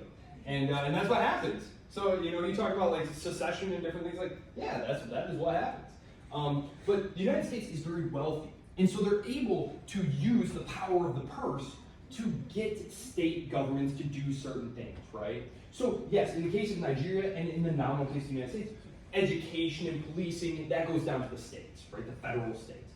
But in the case of like Washington can say, hey, you want some money? You want a lot of money? Okay, then you need to do this. You need to institute these standards. Okay, then you need to do this thing if you want to be eligible for federal money, right? So this is something that can happen. In the case of Nigeria, though, that just doesn't happen. Number one, the state is not as wealthy. A lot of the oil revenue, unfortunately, gets siphoned off into private pocket. Corruption is something that we're going to talk about. It's a huge problem. But so the Nigerian government is not as concerned with like standardizing education, for example. There is no common core of Nigeria. Like, there are very specific regional differences. And the federal government just doesn't really try to do anything about it. That power all just gets kicked down to the state governments. And at the state government level, you have the same thing. You've got your elections for governor, you've got your elections for the legislature, and so it's just like the state of Michigan, right? The state of Michigan runs most of the things in Michigan, the governor and the legislature. They govern most things. And then the federal government is in charge of things like interstate commerce, things like foreign policy. You obviously can't have your own little states having their own foreign policies. And so you have that same kind of division of labor there.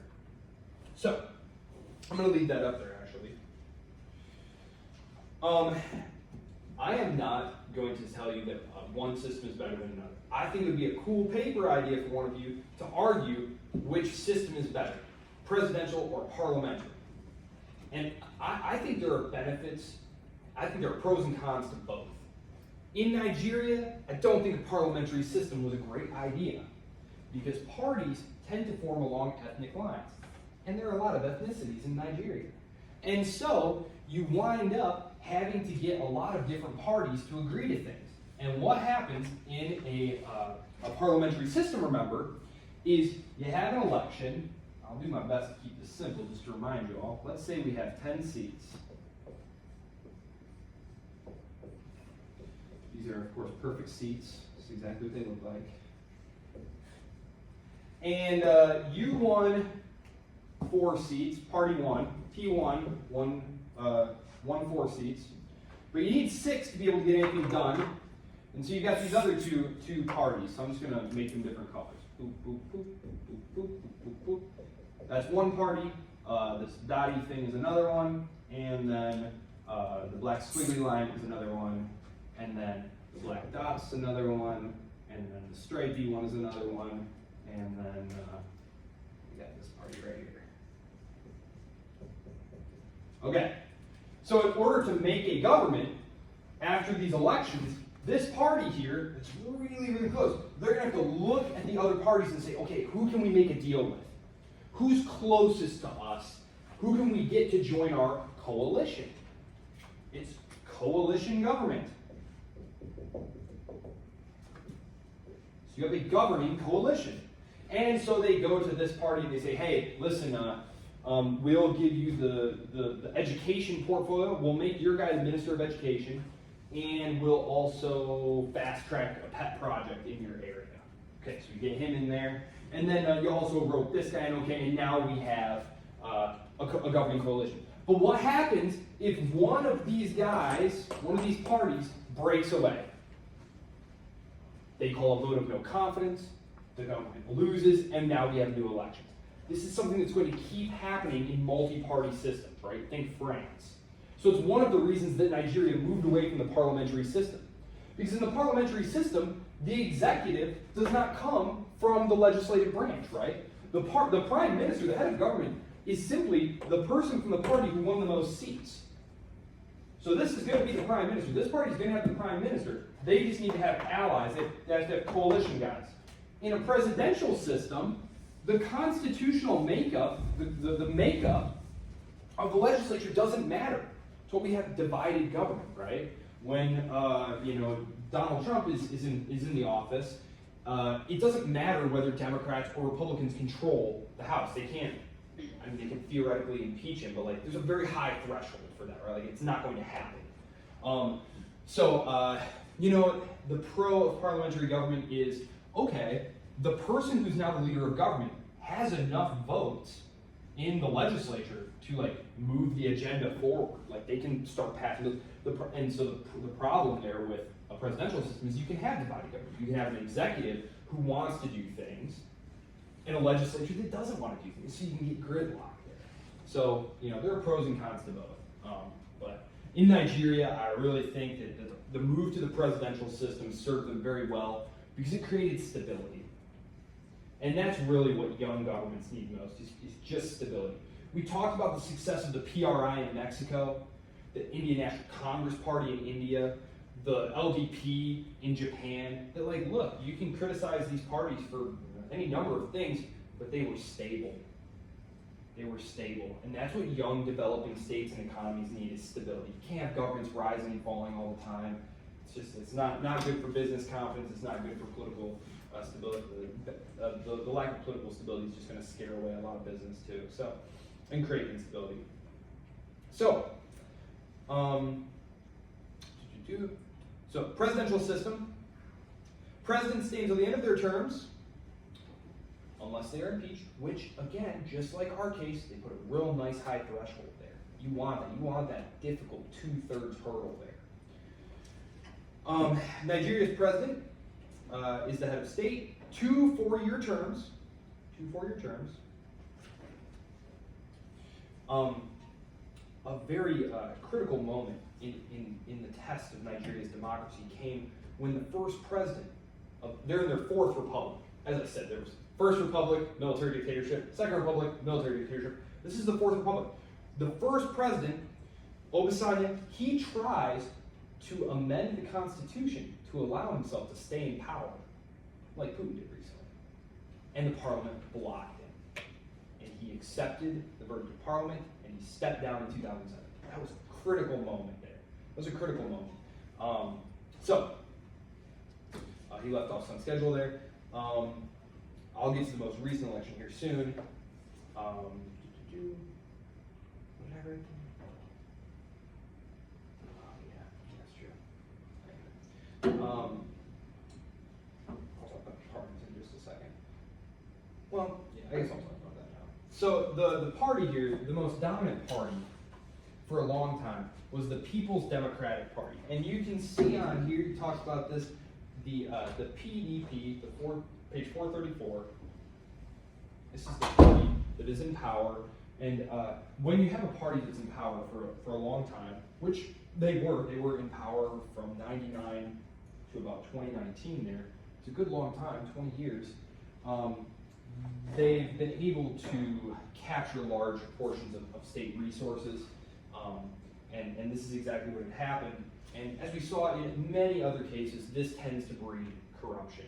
We didn't talk about Italy, but just for example, Italy had this massive political scandal, and then the Christian Democrats who had been in charge, and then in the early 1990s, it turned out that, like, oh my gosh, there's bribery and corruption everywhere, and they lost to another party. We saw that in Brazil, where Lula's party was in power for many years. Just having the same party in government for a long time with access to those state resources, it just tends to breed corruption, and so that was very much what was happening there. Nigerian federalism, there's 36 states now. Originally there were 12. So that's pretty cool. It went from 12 states to 36 states. Pretty much bloodlessly. Like I said, just different ethnic groups were like, this is terrible, this is a terrible deal. If you think about it, it's democracy, right? So the largest ethnic group in every state is going to win the election and then monopolize all of the resources for themselves. And so you have these smaller ethnic groups who are saying, hey, this is whack, this is a terrible deal. We want our own state so we can take care of ourselves and our people. And they said, okay. So I think that's very cool, very cool. There's a good scholarly article there waiting to happen.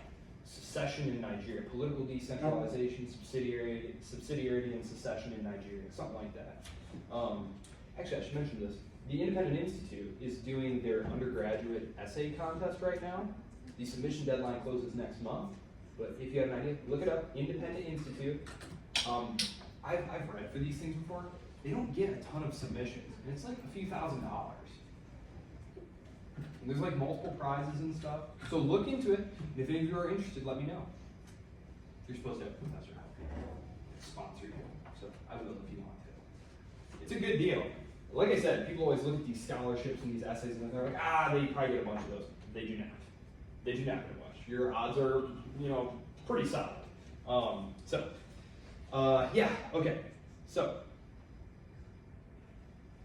yeah, as I mentioned, the lack of standardized education.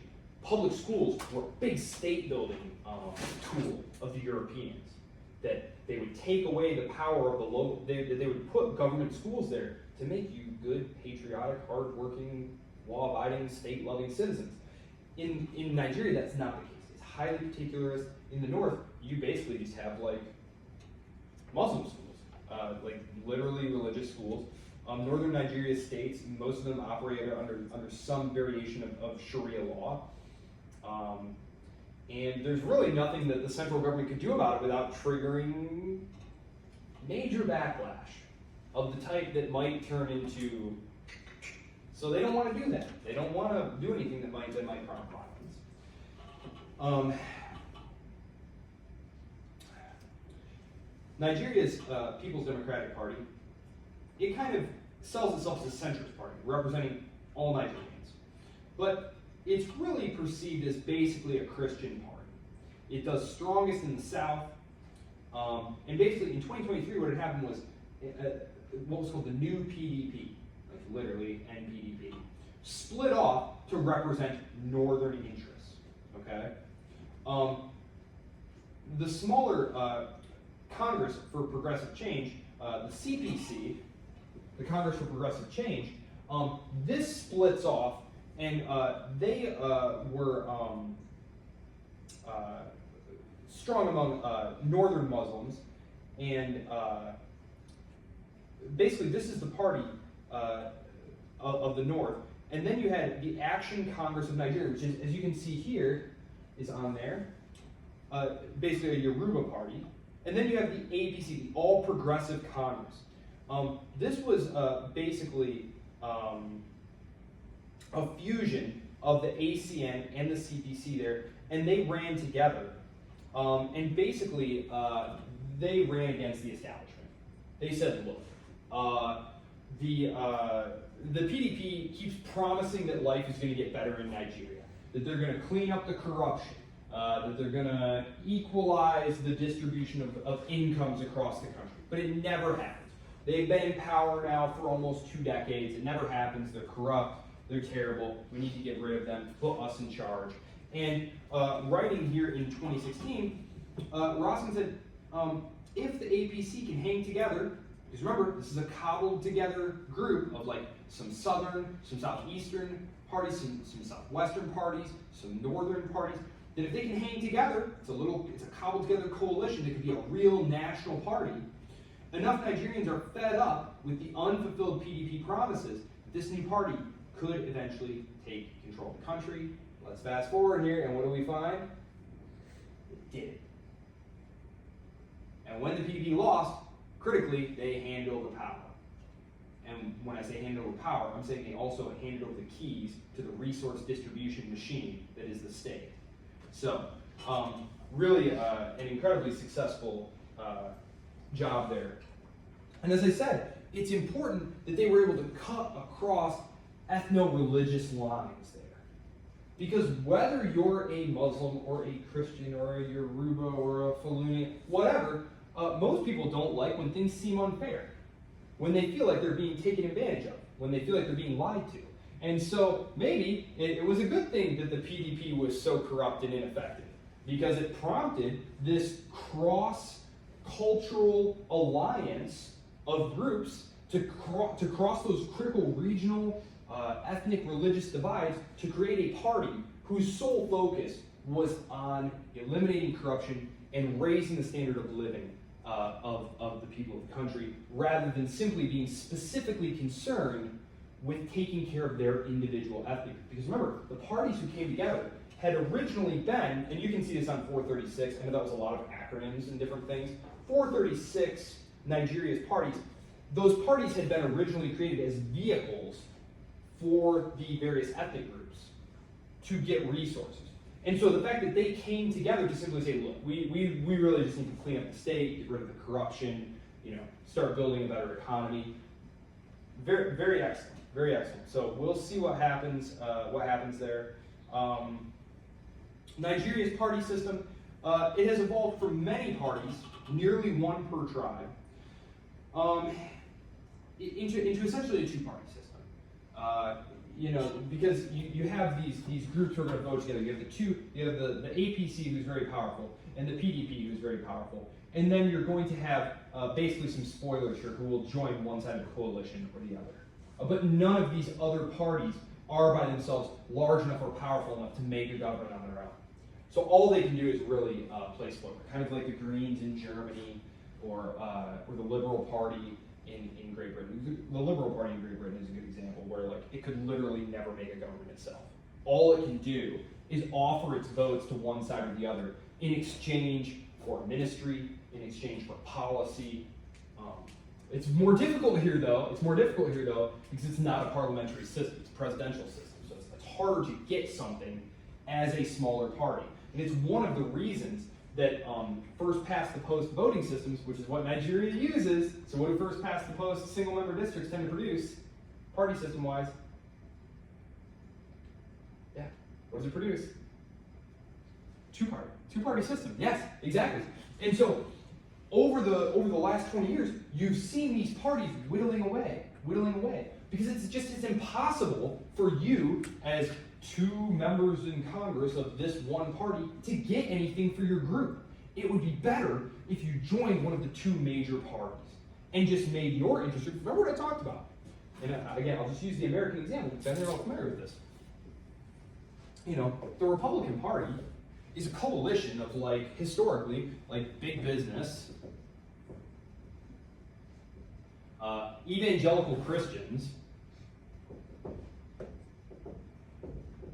and there's no overlap here, right? It's not like the CEO of J.P. Morgan, Jamie Dimon is leaving the bank hurrying to service, right? That's not happening. It's not like these guys are hustling to go, make their carried interest provision moves on their tax forms and stuff. No. What they do is they just both have things that can be mutually satisfied by the party.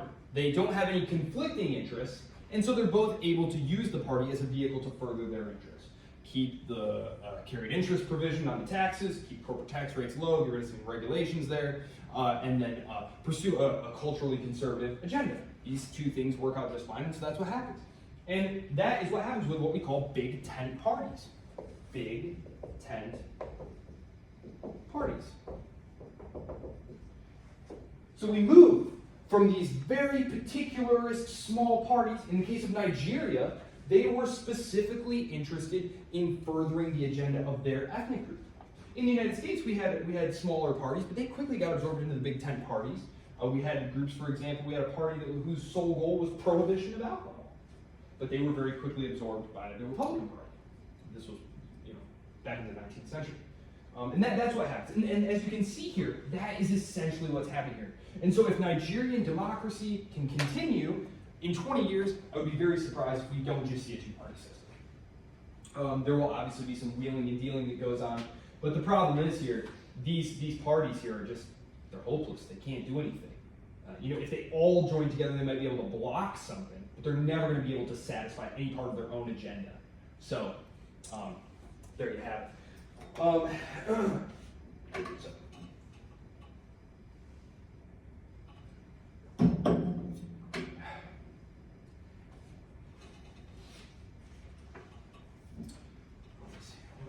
I want to make here?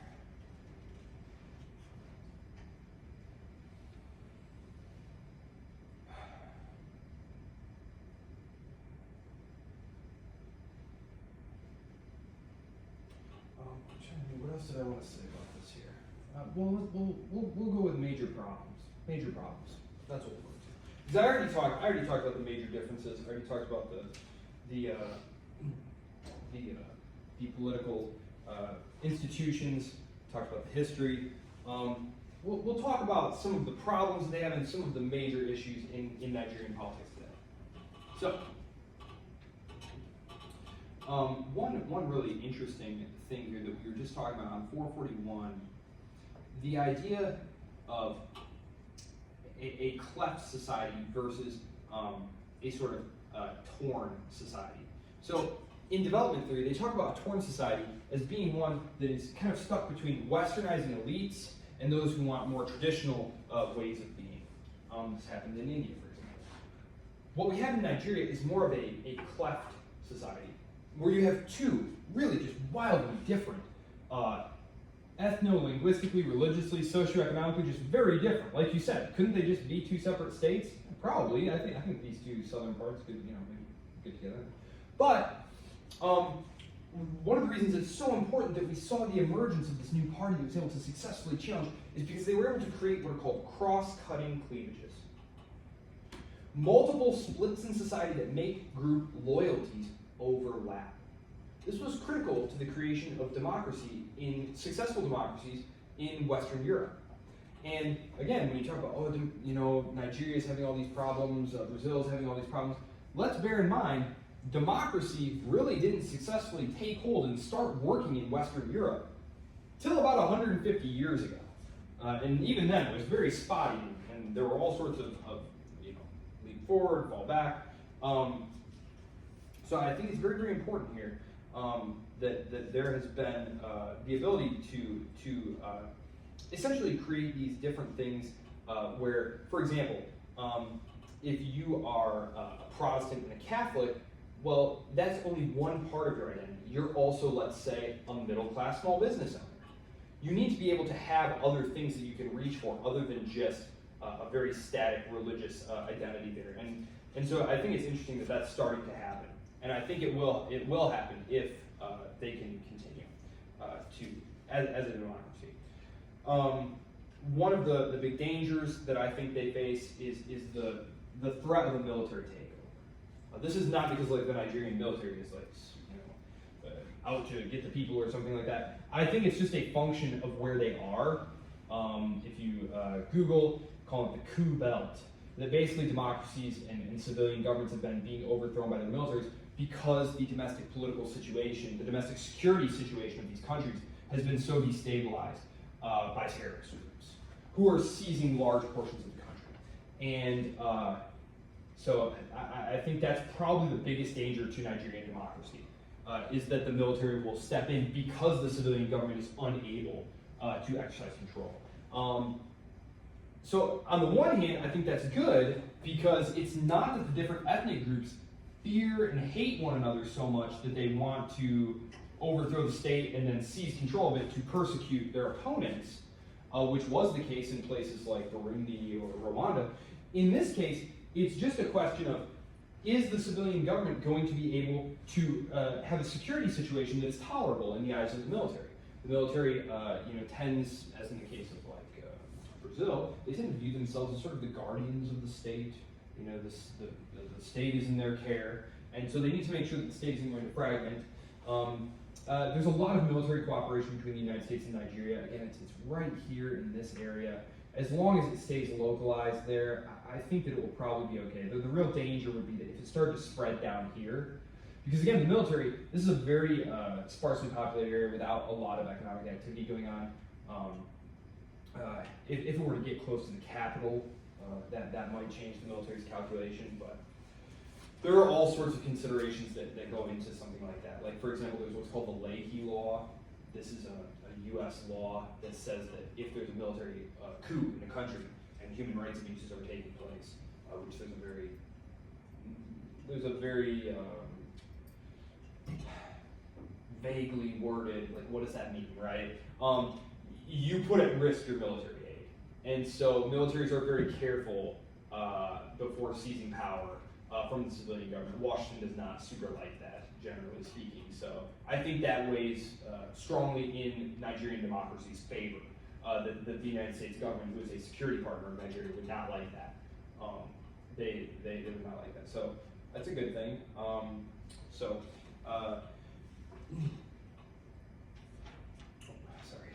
Okay.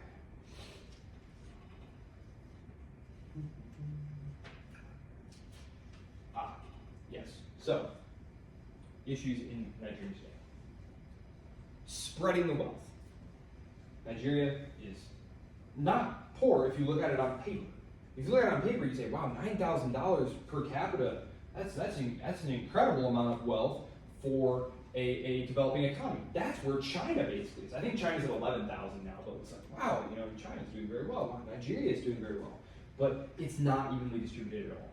There's a vast disparity in wealth there. And then, apart from those few very wealthy people, the economic development and wealth and education tends to be very concentrated down here.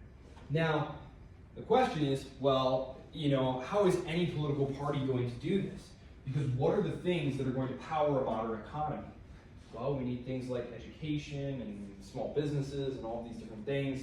Well, the North, which is very, very poor, well, there's a bad security situation up here. There's not going to be a lot of flowering business up there. The schooling up here is like madrasa-style Sharia schooling. Like, that's not really conducive to like creating a prosperous economy. You need educated people doing the work there. So it's very hard to know what the government could do other than engaging in like redistributive policies. Basically taking wealth from the southern parts of the country here and sending it north. Is that going to actually trickle down, though, to the common people? That's why I think the emergence of this new political party is good, because it's those political leaders who will be able to channel those funds there if they so choose. But of course, the problem with all political parties is that money tends to get siphoned off into other things, like Swiss bank accounts. So, will that happen? I don't know. Corruption is a major problem. Corruption. Yes. Oh, yeah. Okay. Corruption. It's hard to know for sure. But there are estimates that since its independence in 1960, about $400 billion worth of the country's oil revenues have been siphoned off into private pockets. $400 billion. And really no one has ever been put on trial for corruption in Nigeria for that. And part of that is because no one's hands are clean. Right? This was one of the reasons that Brazilian politics became so destabilized, is because everyone was corrupt, everyone was in on the take, and sort of the unspoken agreement was no one say anything. Because if if the public finds out and an investigation gets started, they're going to find that everyone is, got their hands in this. the oil revenue. One of the problems there is that so much of the revenue is getting siphoned off. We've seen this in other instances where you have state oil companies. You have this problem where it's just considered a cash cow to fund social programs rather than being run as an effective business. So Nigeria, even though it is blessed with tons of oil reserves, more oil reserves than anywhere else in Africa, they aren't even the largest oil producer in Africa. Just because of the mismanagement of this business. Because when you make profits, part of what private entrepreneurs do is they're thinking about the future, they're thinking about their business, and they take a portion of the profits and they reinvest it in new equipment and latest management methods and stuff. When it is a state asset, though, it's just a piggy bank. It's just being used to pay special interest groups and to line your own pockets. You don't really care as long as the money keeps coming in. You're not thinking, well, if we took this money and instead of stealing it, basically, if we put the money back into this thing and improved it, it could pump more oil. Long-term horizon stuff. But again, this is not a problem that is unique to Nigeria. We talked about this in the case of Mexico with Petrobras. No, that's the Brazilian oil company. I'm sorry. Pemex is the Mexican one. It's the same across the board. When you have state-run oil companies, they tend to produce way fewer barrels of oil per day than private companies do. So that's not a rule across the board. The Saudi oil company is very, very well run, but that is an exception. Part of the problem with the corruption, though, is what it does to the business environment. Because in order to get anything done there, it's not so much, it is a problem that, you have your elites siphoning off $400 billion. If you think about it, that's like basically $75 billion a decade. That's a ton of money for a developing economy. One of the bigger problems is that if you are trying to run a small business, public officials are paid so little, it's just expected that they're going to ask for a bribe. You set up a shop and you make pizza or whatever. Local health inspector comes by and says, oh, you don't have the stamp that you need on your certificate there. And you're like, what stamp? What do you mean? It's like, well, the stamp is $20, and you need this stamp.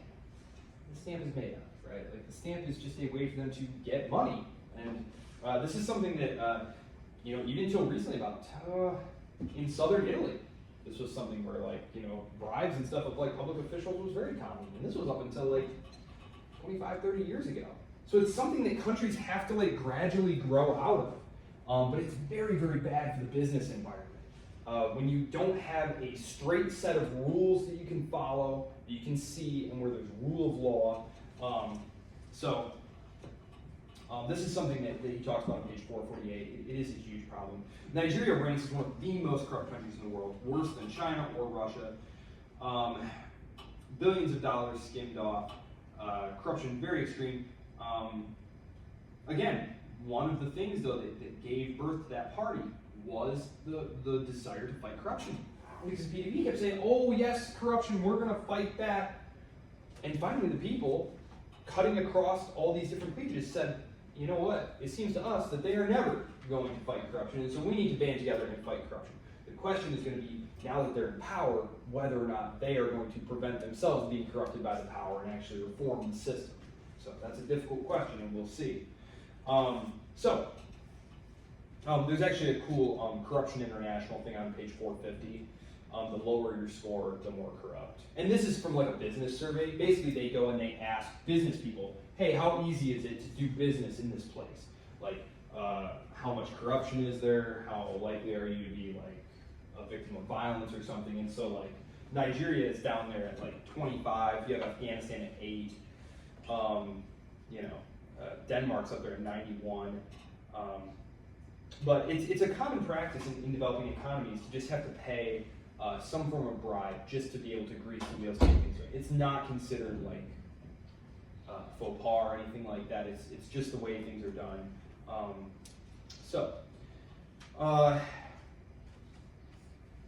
One of the problems then in third world countries is third world. That's a pretty dated term. Third world. Do you remember where third world comes from? Okay. So this was a product of the Cold War. these countries, these states, are coming into independence in the 1950s and 1960s. It's the Cold War. Remember that one? Now we're having Cold War Part 2, but this is Cold War Part 1. Cold War Part 1 pitted the so-called First World of Team America against the Second World of the Soviets and their satellites. So it's Team USA versus Team Soviet. Then you had all these newly independent states who said, you guys are nuts. We don't want anything to do with you guys. Countries like, states like India and Indonesia, they said, no way. We are the third world. We don't want anything to do with you crazies. So that's where third world comes from. So a lot of times you'll hear third world, developing country, emerging market. These all mean the same thing. They're all referring to the same thing there. So, oops. One of the problems with a lot of these emerging markets, these so-called third world countries, is especially if they were the product of colonialism, which only a handful of states today were not the products of European colonialism in the emerging world there. Like, for example, China wasn't, Turkey wasn't, but a lot of the places that were wound up inheriting these massive bureaucracies because imperial administration required a bureaucracy. And so when the state was born into independence, it carried with it this bureaucracy from its colonial period.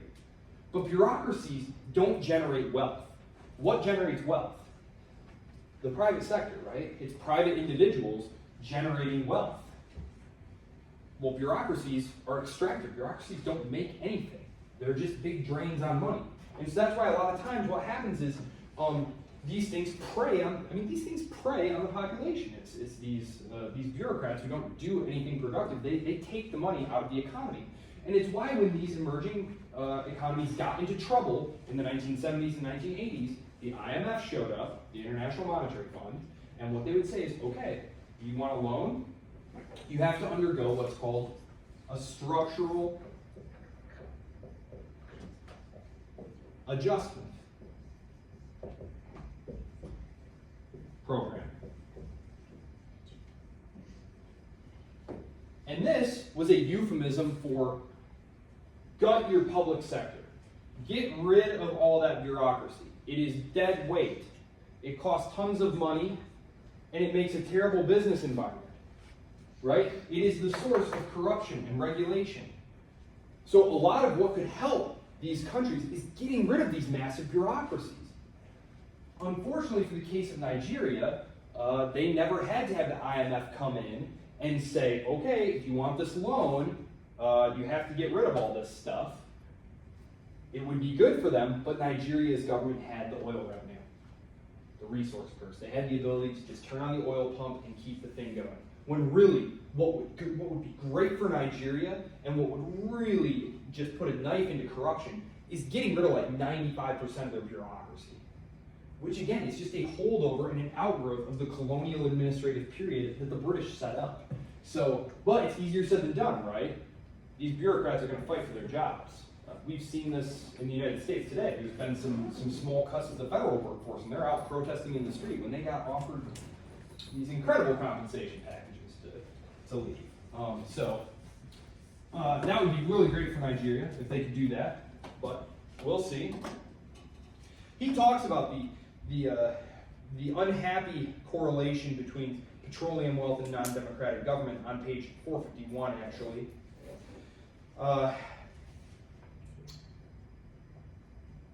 Nigeria has, up to the time of this class, managed to buck the trend, and Nigeria, of course, has all of our well wishes in terms of the hopes that they can maintain their democracy here.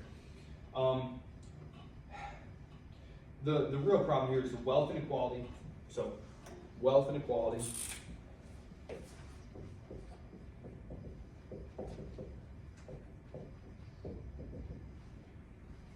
Huge issue. And remember, this is regional. The north is very poor, and then the south, pretty well off.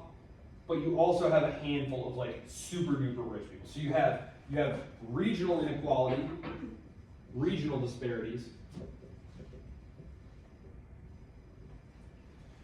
and then you have what I would call, what we call the Gini coefficient issue. The Gini coefficient is a measure of how unequal your society is. Meaning, if you have a number like 1, that means like all the wealth is held by one person in your society. Whereas as the number goes down, it means that the wealth is getting more spread out. Right? And so 0 would mean that there's like 0 inequality. Everyone has the exact same amount. Nigeria's Gini coefficient is exceedingly high, which tells you, there's a problem going on here. There are major regional disparities and major wealth disparities. And these are things that the new political party is expected to combat. Corruption. And this is tied to oil revenue skimming by the elites. And then the kind of petty corruption that I was talking about, where public officials, you want to go get your driver's license or something like that. And on top of the $20 fee to the state, oh, geez, you came here after 3 o'clock. There's an extra $5 fee when you come after 3 o'clock. Nothing I can do about it. The public officials are just not very well paid, and so it's expected that they're going to shake you down a little bit. And if you want to, keep things going, that's what you're going to need to do. Corruption, crime. Crime is a problem. Crime is a huge problem, actually. And the courts are just not, they're backlogged. They're not very efficient. There's a lot of corruption going on there. Terrorism. Terrorism is a problem. And this is in the northwest of Nigeria. Boko Haram, as it's called. Doesn't really have a huge impact on day-to-day life in the south of the country. It's largely confined to the northwest. It is a problem, of course, but it's one that the state governments up there are expected to deal with, and it's also a problem that's being dealt with in combination with U.S. AFRICOM and the Joint Special Operations Command. So it's not something that, unless you live in that region, in which case, I haven't checked the news headlines recently, but predictably once a year or something, Boko Haram, kidnapped 200 girls from a school or something, like something terrible. But it's a very regionally confined problem there. And you also have to be careful if you're the federal government, because it's called insurgent math. Insurgent math. It means that if you go kill some guys, then their brother and their uncle and all of them are going to hate you. And so now you killed one insurgent, but you just made 5 more. And this was Stanley Crystal, the general in Afghanistan. He's talking about why can't we win this war? And he's like, well, it's insurgent math. You see, you drop a bomb on these guys and kill them. Well, now you just killed this guy's brother, and now you've made like 20 more guys who hate you. That's part of the problem here. So the central government doesn't really want to go in super heavy-handedly. And so it's a very delicate situation, but I don't mean this in like a rude way, but it's a manageable problem. It's a negligible problem compared to the corruption and wealth inequality in the country. That's really what the new political coalition is expected to be fixing. No one really is like going out and hitting the streets and hitting the polls saying, we really need to go fight a war in the Northeast to get rid of Boko Haram.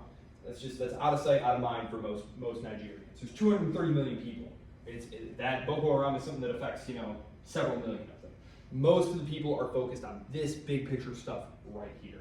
So, not unusual stuff from what we've seen. This is a lot of what we talked about in Brazil, right? This is also a lot of the stuff that we talked about in Mexico. And if we had been 100 years ago in this classroom, it's something we would have been talking about in places like Italy. Yeah, not to pick on Italy too much. What's the size of Nigeria compared to, you said they had 230 or 230 million. What's the size compared to U.S.? 330? Or like a state compared to, or like Oh, the land mass. What is it? Oh, Nigeria is about the size of, like, if you can imagine, like, Texas, Oklahoma, and part of and like half of New Mexico there. Oh, it's big. Yeah, it looks small, but that's just because Africa's huge. Yeah, no, it's humongous, and there's 230 million people there. So, I mean, it's a potentially very powerful global player, especially in like oil markets and stuff. But like I said, because of the corruption and inefficiency, Nigeria has tons of oil. They have the most oil of any African state. They don't even produce the most oil of any African state. So, you know, you could really use the equivalent of like a structural adjustment program, which would mean getting rid of most of the public sector, and then privatizing or creating like a public-private partnership or something to run the oil company. Ideally, you would do something about the fact that the North is basically just a drain on the resources, right? Like they don't generate any wealth there. They're just a consumer of wealth. But what are you going to do about that? Like you said, it could fragment. You know, if they try to impose like state schooling, like no, you're going to learn like math and computer coding and stuff like that. You know, you might well provoke like a revolt that could, you know, destroy the state. So tough stuff there. But I think Nigeria is doing very well, all things considered. And I think in 20 years, if they can stay the course here, they might be in an even better position. So, any questions? Any questions about Nigeria? Well, the quiz over Nigeria is up. If you have any questions, let me know. Otherwise, I shall be seeing you next week when we will talk about that whole cool grab bag of places that we haven't gotten a chance to talk about yet, which I'm really looking forward to. Remember, if you would like me to take a look at your paper and provide feedback on your rough draft, to tell you if you're headed in the right direction, what kind of grade you'd get if you turned it in right now like it is, you need to have it to me by Wednesday of next week. Otherwise, have a wonderful rest of the week. Enjoy this beautiful weather that we're having. I love Michigan weather. It was 70 last week, right? It was 70, and now it's 30 and raining. Actually, I think it was snowing when I came in here. So,